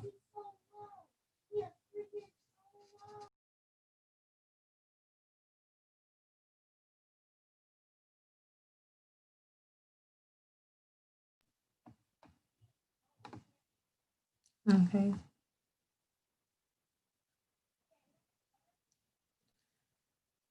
Okay, and Senator, would you like to make a motion? Yes, I move that we extend the time so that we're able to vote today.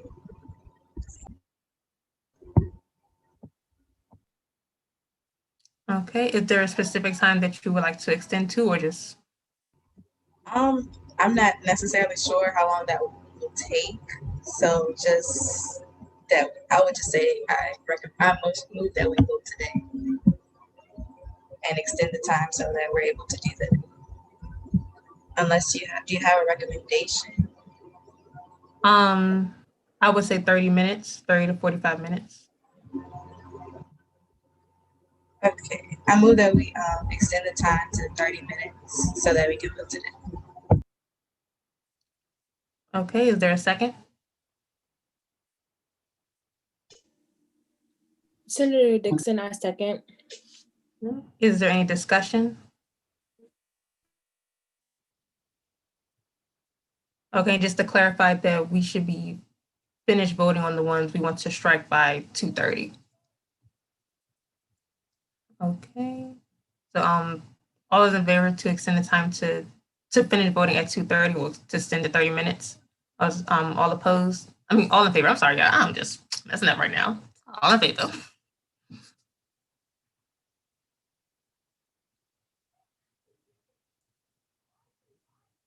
Okay. Now all opposed? Abstaining?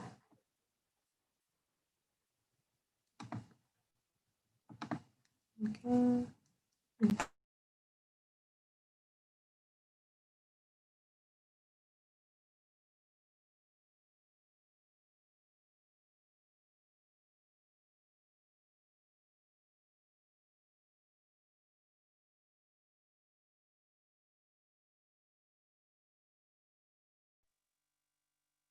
Okay, and okay, so yeah, I got 11 in favor as well. So with that, the motion passes, so we should be finished voting.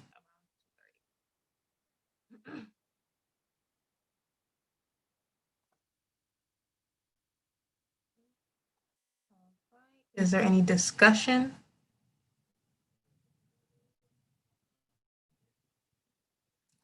Senator Rank, point of information. Yeah, I apologize if you guys already clarified this, but I just want to make sure we only have to vote to strike. We don't have to vote to keep any bills. Yeah, we only vote to strike. Okay, perfect.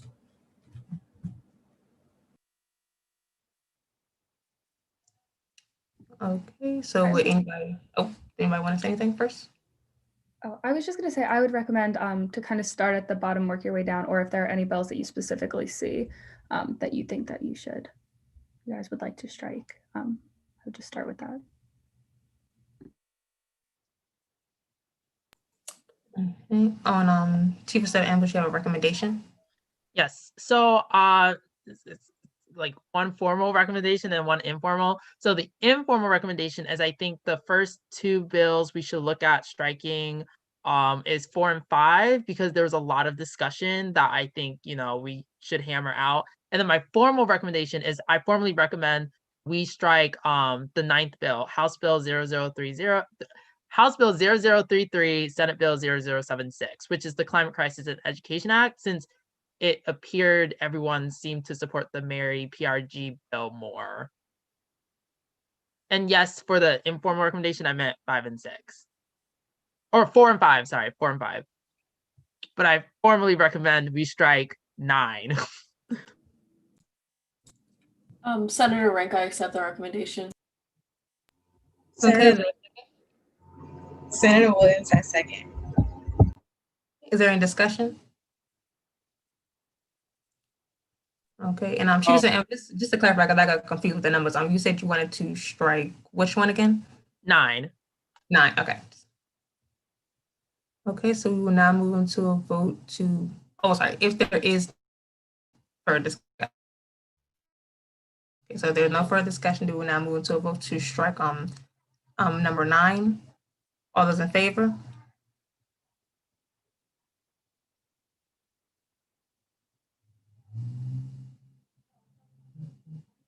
All opposed? Abstaining?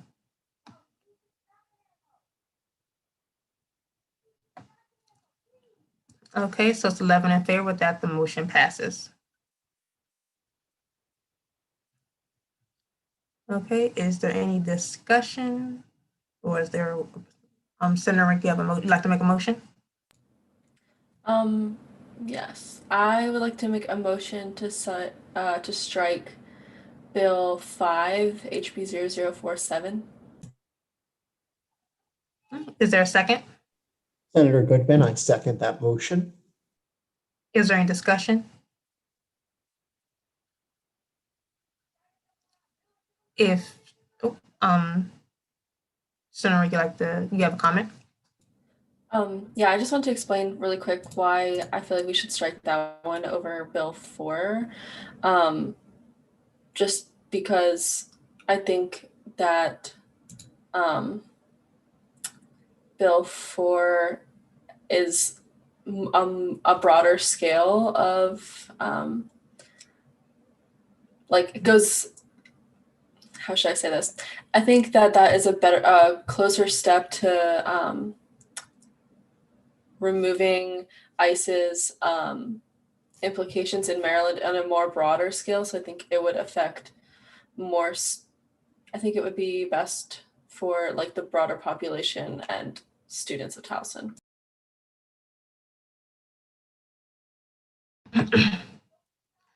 Okay, if there is no further discussion.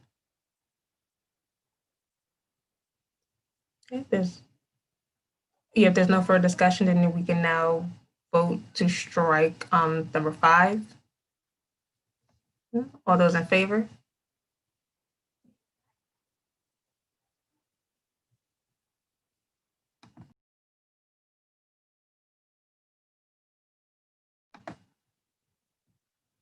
All opposed? Abstaining?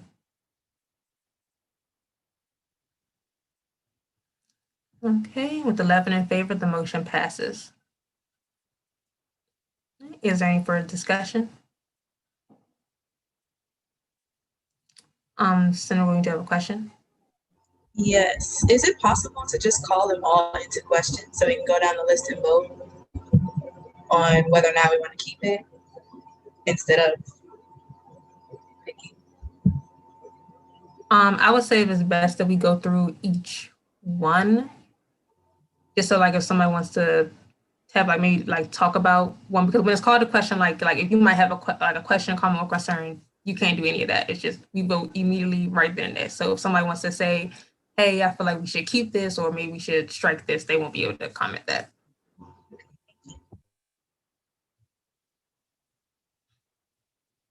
Okay, now Chief of Staff, and would you have a recommendation? Yes, I formally recommend that if we do choose to keep 8 and 6 and 8, that we have a line that says there's a backup bill. In the case that one or both bills are not filed, I believe we should have a backup bill just in case that is already filed. I'm sorry, can you repeat that again?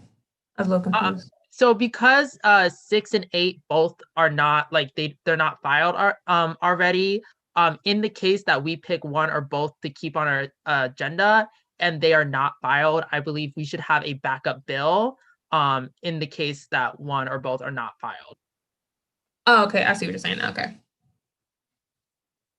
Does anyone accept that recommendation? Senator Rink, I accept. Is there a second? Senator Watts, I second. Okay, so we're now moving to a vote to have backup bills for both 6 and 8. I had a question. I'm sorry about the recommendation. By backup bill, do you mean a bill on the agenda or just adding another bill? I'm kind of confused. So if we, for hypothetical sake, let's say we have the Mary PRG Student Climate Action Bill on our agenda and it passes the filing deadline and that bill doesn't get filed, we will have one of the other bills that we strike down. We can easily just switch that out. So when it's Tiger Pride Day, if the Mary PRG bill doesn't get filed, we could say, I don't know, House Bill 0033 is actually the bill we're going to be lobbying for because Mary PRG wasn't filed. So this is, we're not adding a new bill. We're just going to pick a bill that we struck off to just replace in case that bill doesn't get filed. Okay, great. Thank you. Real quick, the only thing that I would ask with that is we do decide specifically what ones we would as backups, just that way I can let different departments know, just in the case that that does happen. But as we go through voting, that I'm sure that'll happen. Actually, I'm going to retract my motion for now because I do feel like we should finish striking and then I'm going to make my motion. So I'm going to retract it. Okay. Senator Watts, you'd like to make a motion?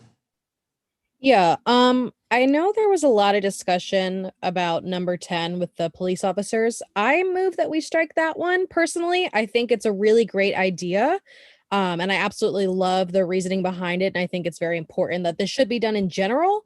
But I just don't know the way it'll go, like voting wise, even if we were to choose this one. And I feel like there was a lot of discussion with us and we didn't really have enough time to discuss it.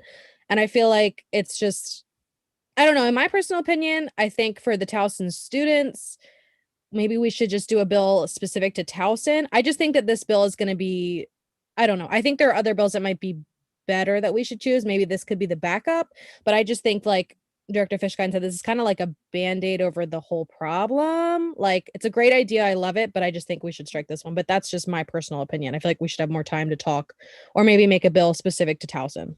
That's just me. I second that motion.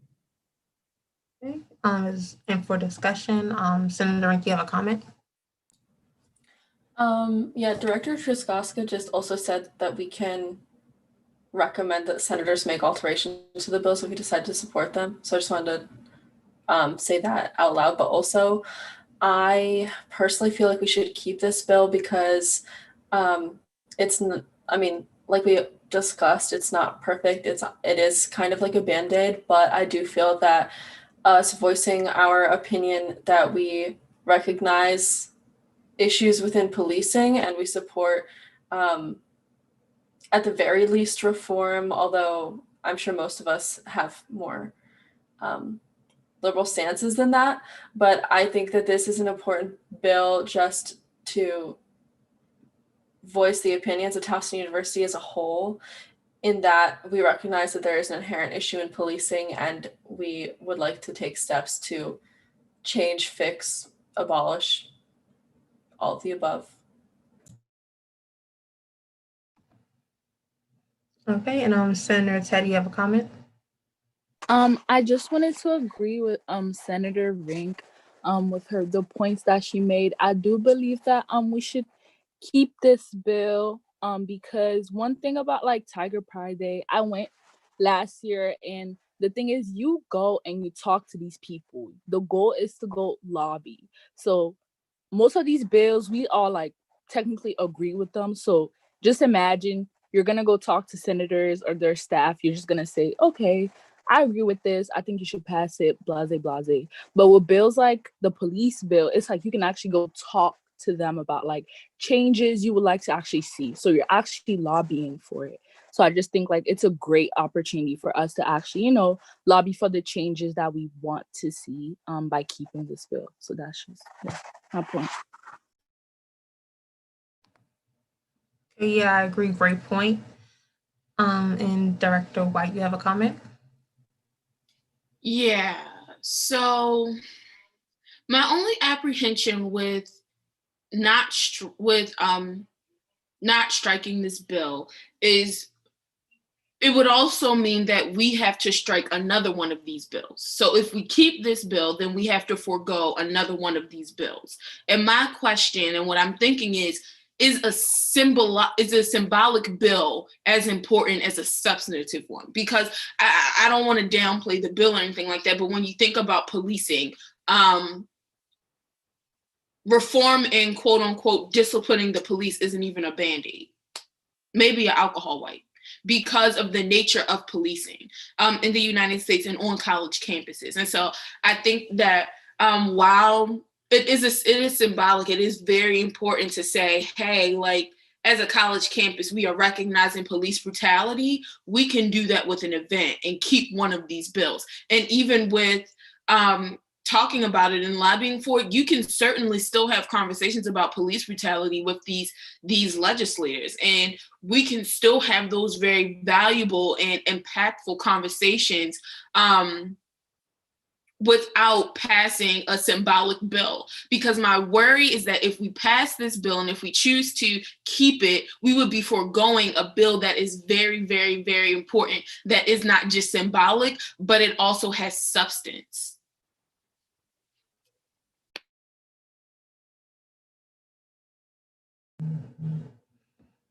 Okay, and Senator Thaxton, you have a comment? I was gonna say I agree with Senator Rank and Teddy about, even though this bill is not perfect, I think it would still send a good message. But then Dominique, there she goes again, changing my mind about it. She kind of, in my point, made it seem like performative at this point, because the bill itself is not perfect, but I still think, I don't know, I'm kind of torn now. She kind of changed my comment, but I still think it's important. But as Director Triskaska said, we could probably talk to the legislator who wrote it about changing it. But yeah, I don't know, my comment's kind of messed up now. So yeah, I yield my time.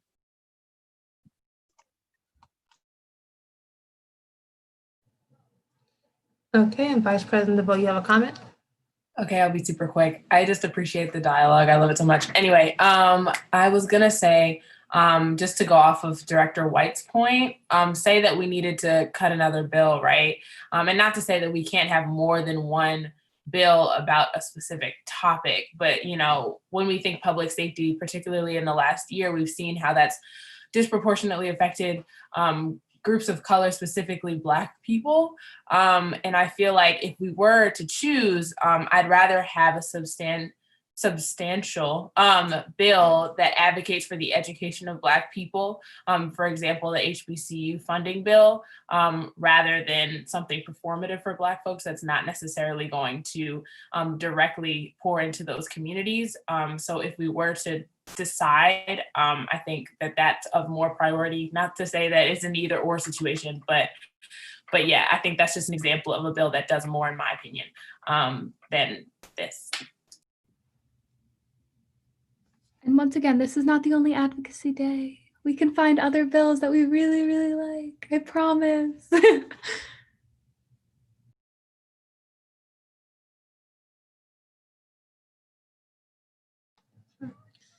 Okay, and Solicitor General Whiting, you have a comment?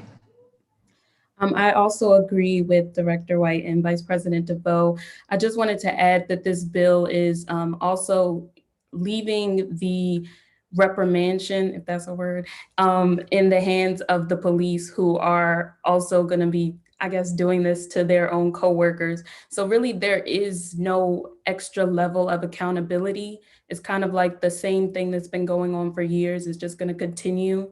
So I agree. I wish we had a more substantial bill to take to Tiger Pride Day.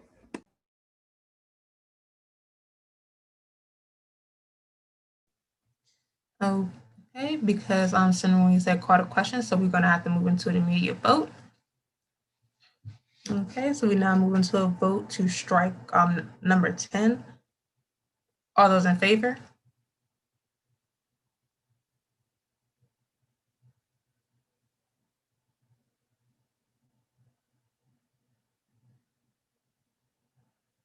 All opposed?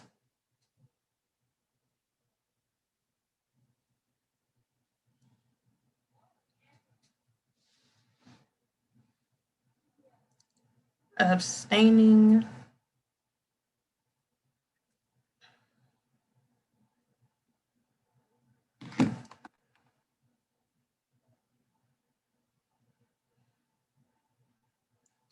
Okay, so let me do my.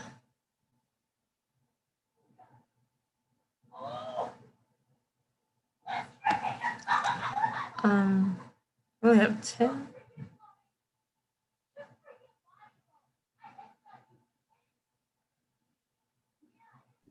All we're doing is ethics. Again, you guys are doing amazing. These are amazing discussions. I'm really proud of you, and I just love all the thought that you guys put into these discussions. It just means it means the world. So thank you. You're doing great. We're almost done. We're right there.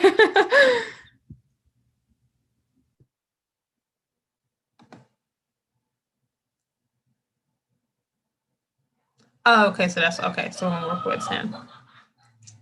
Okay, so 1.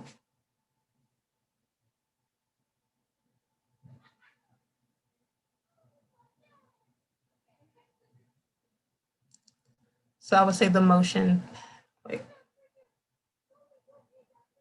So I would say the motion passes to strike. It passes to strike.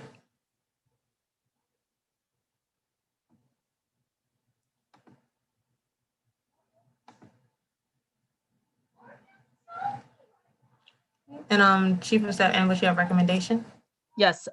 So my formal recommendation is that we add a whereas that because we have 6, and honestly, I think if we try to strike one more, we will be here all night. I think we should keep 6, and then we should add a whereas that says that in the case of the University System of Maryland or the Mary PRG Student Climate Action, I have the wording. I'm about to put it in the chat. Oh, we have 7 right now. Oh, I retract my motion.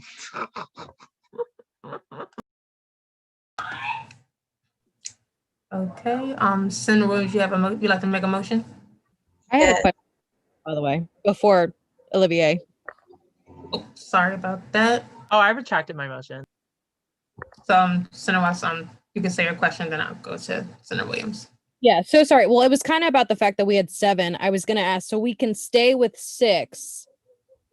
Yes. Okay. So then kind of a question, kind of a comment. The number 4, the correctional, I'm looking at all of the ones that we have left, and I'm trying to think with ones that we want to put up for Tiger Pride Day, ones that pertain to the students and which ones I think would be most important. The only one I can't remember, number 4, I can't remember what that had to do with universities. And I think it's an important bill from what I remember about working with ICE and stuff, but this one doesn't necessarily pertain to the students. So maybe striking number 4 would be next. And maybe that could be a backup bill. That's just going from there. Like I know the cannabis bill doesn't necessarily say students, but I think that would be really important in general. And all the other ones pertain to students. So I say, I guess at this point it'd be a motion to move to strike number 4, but that's just me. There can be more discussion. I don't know. Sorry.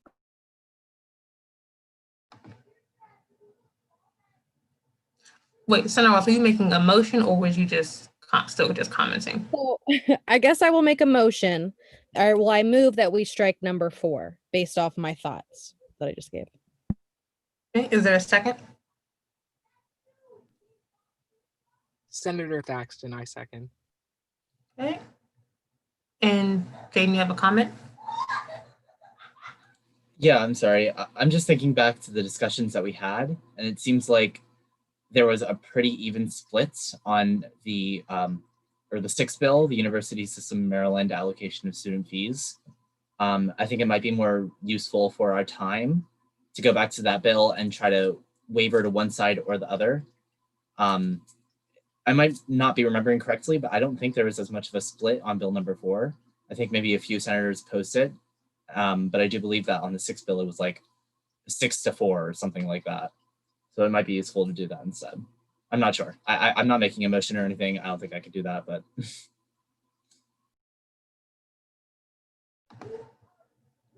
Okay, and Dr. White, you have a comment?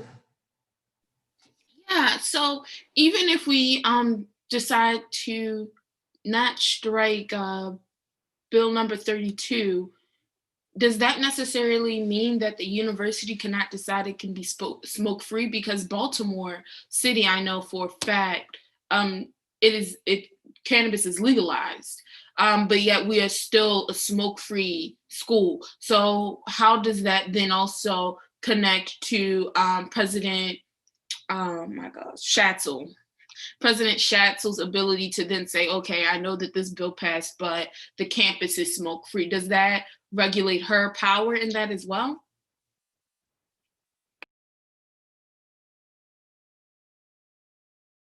Okay, so it's a federal law mandate. Okay. All right, I see. Oh, I do have one more question about that then. So never mind. I yield.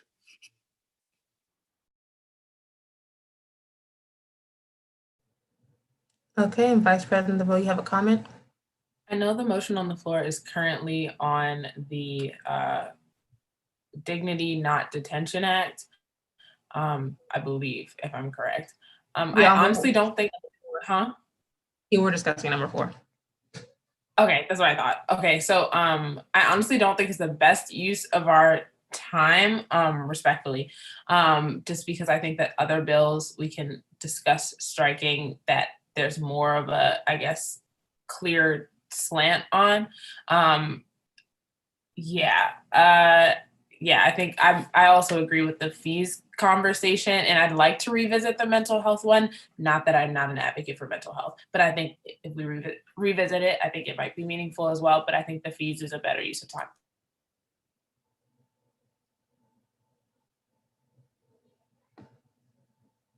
If that is a recommendation, I accept that recommendation. Oh, well, we still have to, there's still a motion on the floor to, Oh, okay, my bad. I retracted it in the chat. Oh, you did? Okay. I'm sorry, y'all. There's other bills people might want to do. No. Okay, so then Senator Teddy, if you'd like to make a motion for that, then you can. I move that we review bill number 6. I second that. Is there any discussion?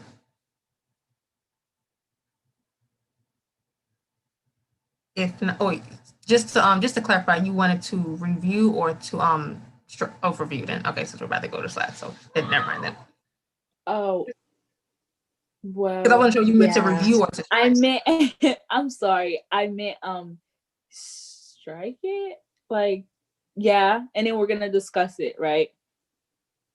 Like, yeah. So yeah, you can. Okay. Yeah, okay. Yeah. So to strike. Yeah, to strike bill number 6. Okay. Somebody already seconded that correctly. Correct.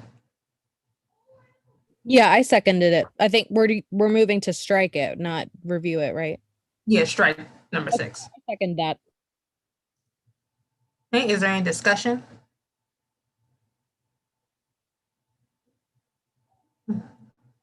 Senator Tate, did you want to speak as to why we should strike number 6? I was just accepting Vice President DeVoe or whoever made that comment about, I don't think it was Vice President DeVoe. I think it was someone else. I don't know who was it that made the comment about the allocation of student fees. I think the person had said there was more like controversy over that bill than the other bill that we're just discussing. So that's why I wanted to strike that one. I'm not sure who was speaking about that, but yeah. Because we have to strike something. So that's my thing about that. Okay, and Senator Williams, you have a comment? Yes, for number 6, like I said earlier, this is going to get discussed whether we say we support it or not. So I think it's better to push other topics that might not have the chance to be discussed because it's already being discussed. And also, I agree with what Jaden said. Telling us what fees we're paying does not really necessarily give us a say in what fees we pay. We've seen it before, they'll do it again.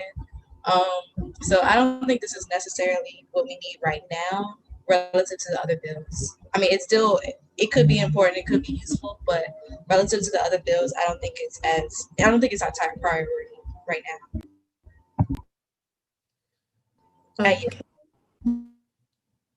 Okay, and Senator Rink, you have a comment? Yeah, I just want to say I'm in favor of striking this bill just because I feel like it is not going to, the way that it's structured wouldn't actually result in much change from the students. And I think that it's an issue with the administration. Still, like, they will still be in complete control of all of the fees. So I think it's a good bill, but I think that it's something that we could work on Towson's campus alone instead of bringing forth this bill when there are other ones that we might feel more strongly about. Okay, and Oh, Vice Mayor, you can do a call to question, or is that more so just for the Senate?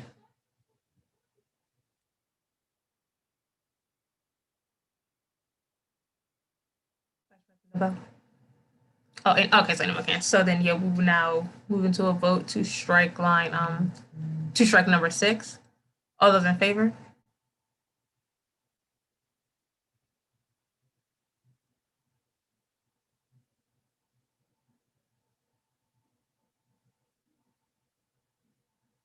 All opposed?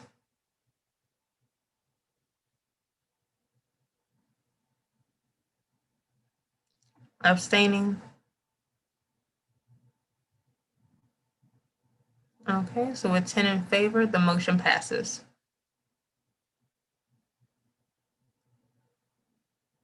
And Chief of Staff Ambush, you have a recommendation?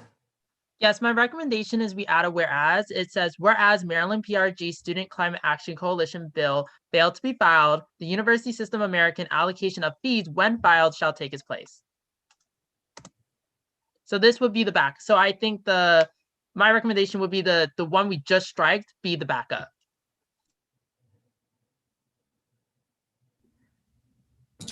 Senator Rank, I accept the recommendation. Is there a second? Senator Watts, I second. Okay, so we will now move. And just to clarify, you said you wanted to have a backup for the one we just striked? Yes. Okay, so we now have moved to a vote to have a backup bill for number 6. All those in favor?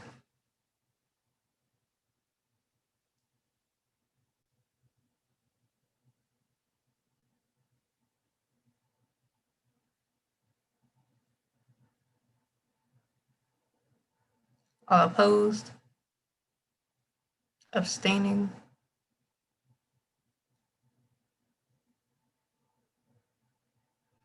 Okay, so if 9 in favor, the motion passes.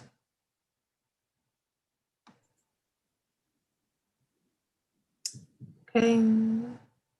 Senator Goodman here. I move that if we, I'm actually wondering if I know that motion just passed, but I move that we actually replace the backup bill with a bill that actually might be in the legislation. Meaning the student allocation fees doesn't even have a bill number yet.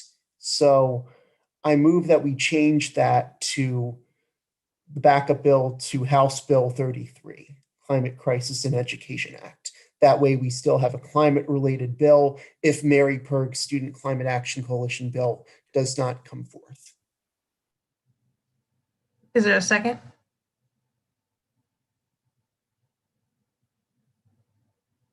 Senator Chetty, I second. Okay, and Chief of Staff Ambush, you have a comment? Comment was, since we have 6 bills, if both are not filed, we would still have 5, which is the optimal amount. And since that was the last bill we striked, I believe that bill should take priority over the other ones we striked. So even in the case where both are just not filed, we still have 5, which is actually the optimal amount. So I don't think we need to put a bill that like already has a file number. Okay, and Director Treskovsky, you have a comment as well? I was just going to agree with Olivier. I think that if we do have that in support of that, I also feel like because once again, because the fee bill was the last to be taken out, I feel like that should be put under. And once again, the optimal number is 5. And this would kind of allow us a little bit more wiggle room. So that way, if neither of them do get kind of put out, then that would be still relatively low impact on the event itself. Not to say that any of these bills will not still be advocated for in other ways. And no point are we discrediting anyone's opinions or discrediting any of these bills. There are plenty of opportunities where I will be reaching out to a lot of people specifically to support bills that we may have taken off of the agenda today. So I just wanted to say that I totally agree with Olivier. I think that that would be the best option, and that would prevent us from having to take out any more bills within this meeting.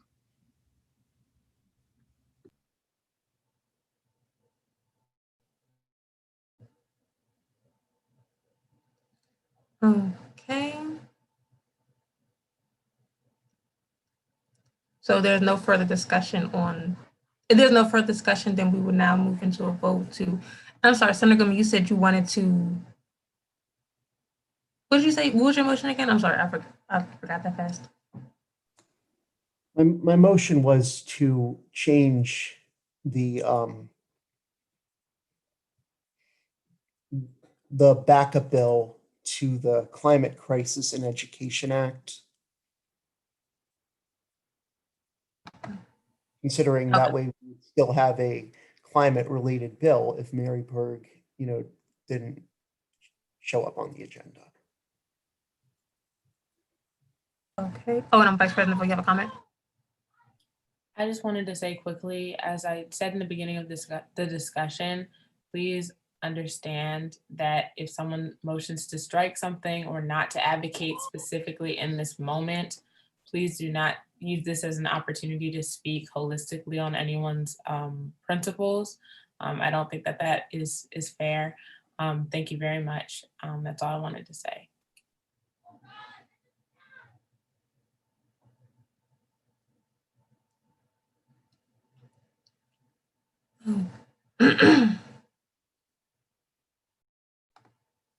All right, if there is no further discussion.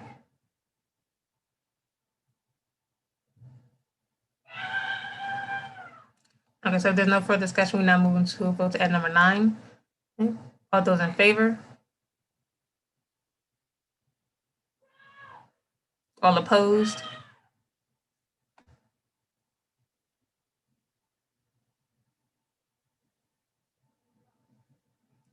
Abstaining?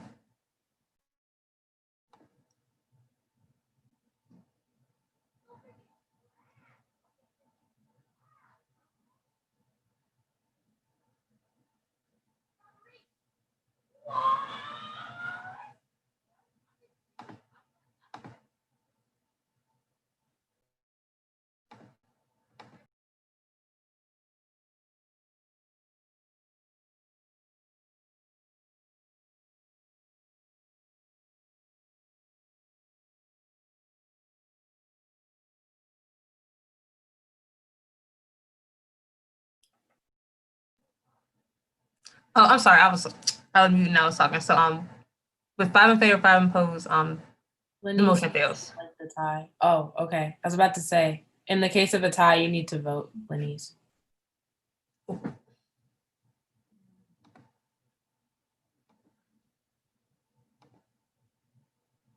For some reason my chat is acting funny, so it's okay if I just say it. Can you repeat the motion as well as you need to vote in the case of a tie? Yeah, I was saying, I don't know why it's like, for some reason, it's not letting me type in the chat. For some reason, I know it's acting weird. So I was like, if that okay, I just say it. Yeah, you can say it. Okay, then yeah, I'm opposed.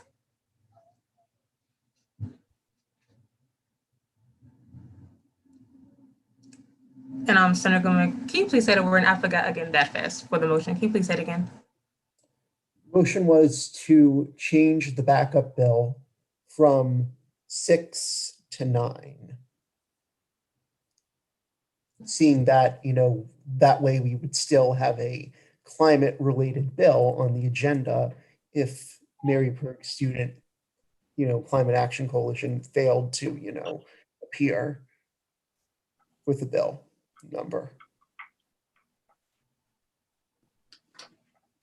Okay, thank you for that. And Chief of Staff Ambush, you have a recommendation to vote on the bill as a whole as of now. Would anybody like to accept that recommendation? Senator Rink, I accept the recommendation. Senator Goodman, I second that recommendation. Is there any discussion? Okay, if not, then we will now vote on the bill as a whole. All those in favor?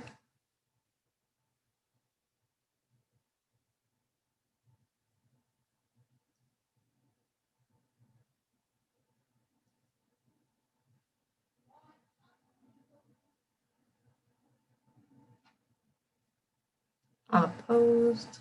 Abstaining?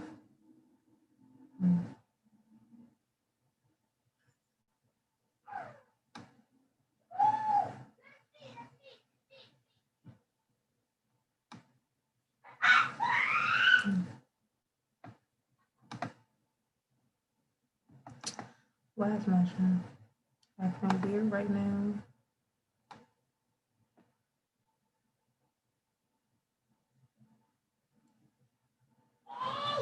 Which I don't know why my chat's acting funny.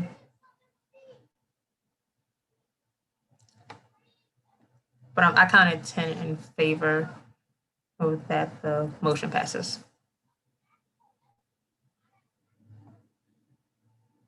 All right. Are there any announcements? I have a quick one. Just as a note, the Involved at TU Forum for Tiger Pride Day is going live today. It'll be open until about mid-February. So I will be bothering you all with that. But I also would like to say thank you all. I know this is not easy. I know this was a very long conversation, but the thought and effort that you put into it makes it all so much better and so awesome. And I love and appreciate all of you. I promise it was a great day. It was a good conversation. I know tensions got high, but 6 bills should be manageable still. We're going to work with different advisors and different staff and faculty to make sure that students are kind of grouped properly. That way that is manageable. But I see absolutely no problem with it. So thank you guys again. And I have a lot of love and respect for all of you. And I just really appreciate it. Okay. Just real quick, senators, we have to say after because we have to do internal elections. Just wanted to say that real fast. And Vice President, you had a comment? Yeah, that's what I was about to say. We'll schedule another time just because we're over and I know people have other conflicts and I don't want it to be rushed. So if that's okay with you, Pro Temp Wheeler, we'll have internal elections. With me. Ooh, I was getting ahead of myself. Nope. No, okay. And that's the one thing. And then the other thing I just wanted to emphasize with the same deliberate, I guess, counsel that you all use in examining these bills, I want you all to look at the bills that we write for SGA with that same attention to detail and focus on impact. But I just wanted to emphasize that because that was really great today. But yes, that was the only thing. Okay, if there are no more announcements, are there any motions on the floor? I move that we adjourn if there are no more announcements. Okay, is there a second? Senator Rankin, second. Is there any discussion? Pretty sure there isn't, but if not, then we will now move into a vote to adjourn. All those in favor?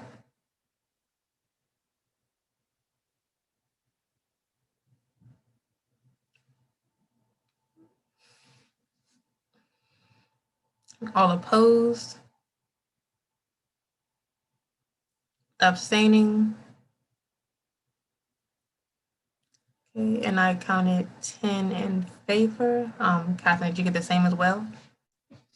All right, so it's 10 in favor, motion passes. Y'all are free to go.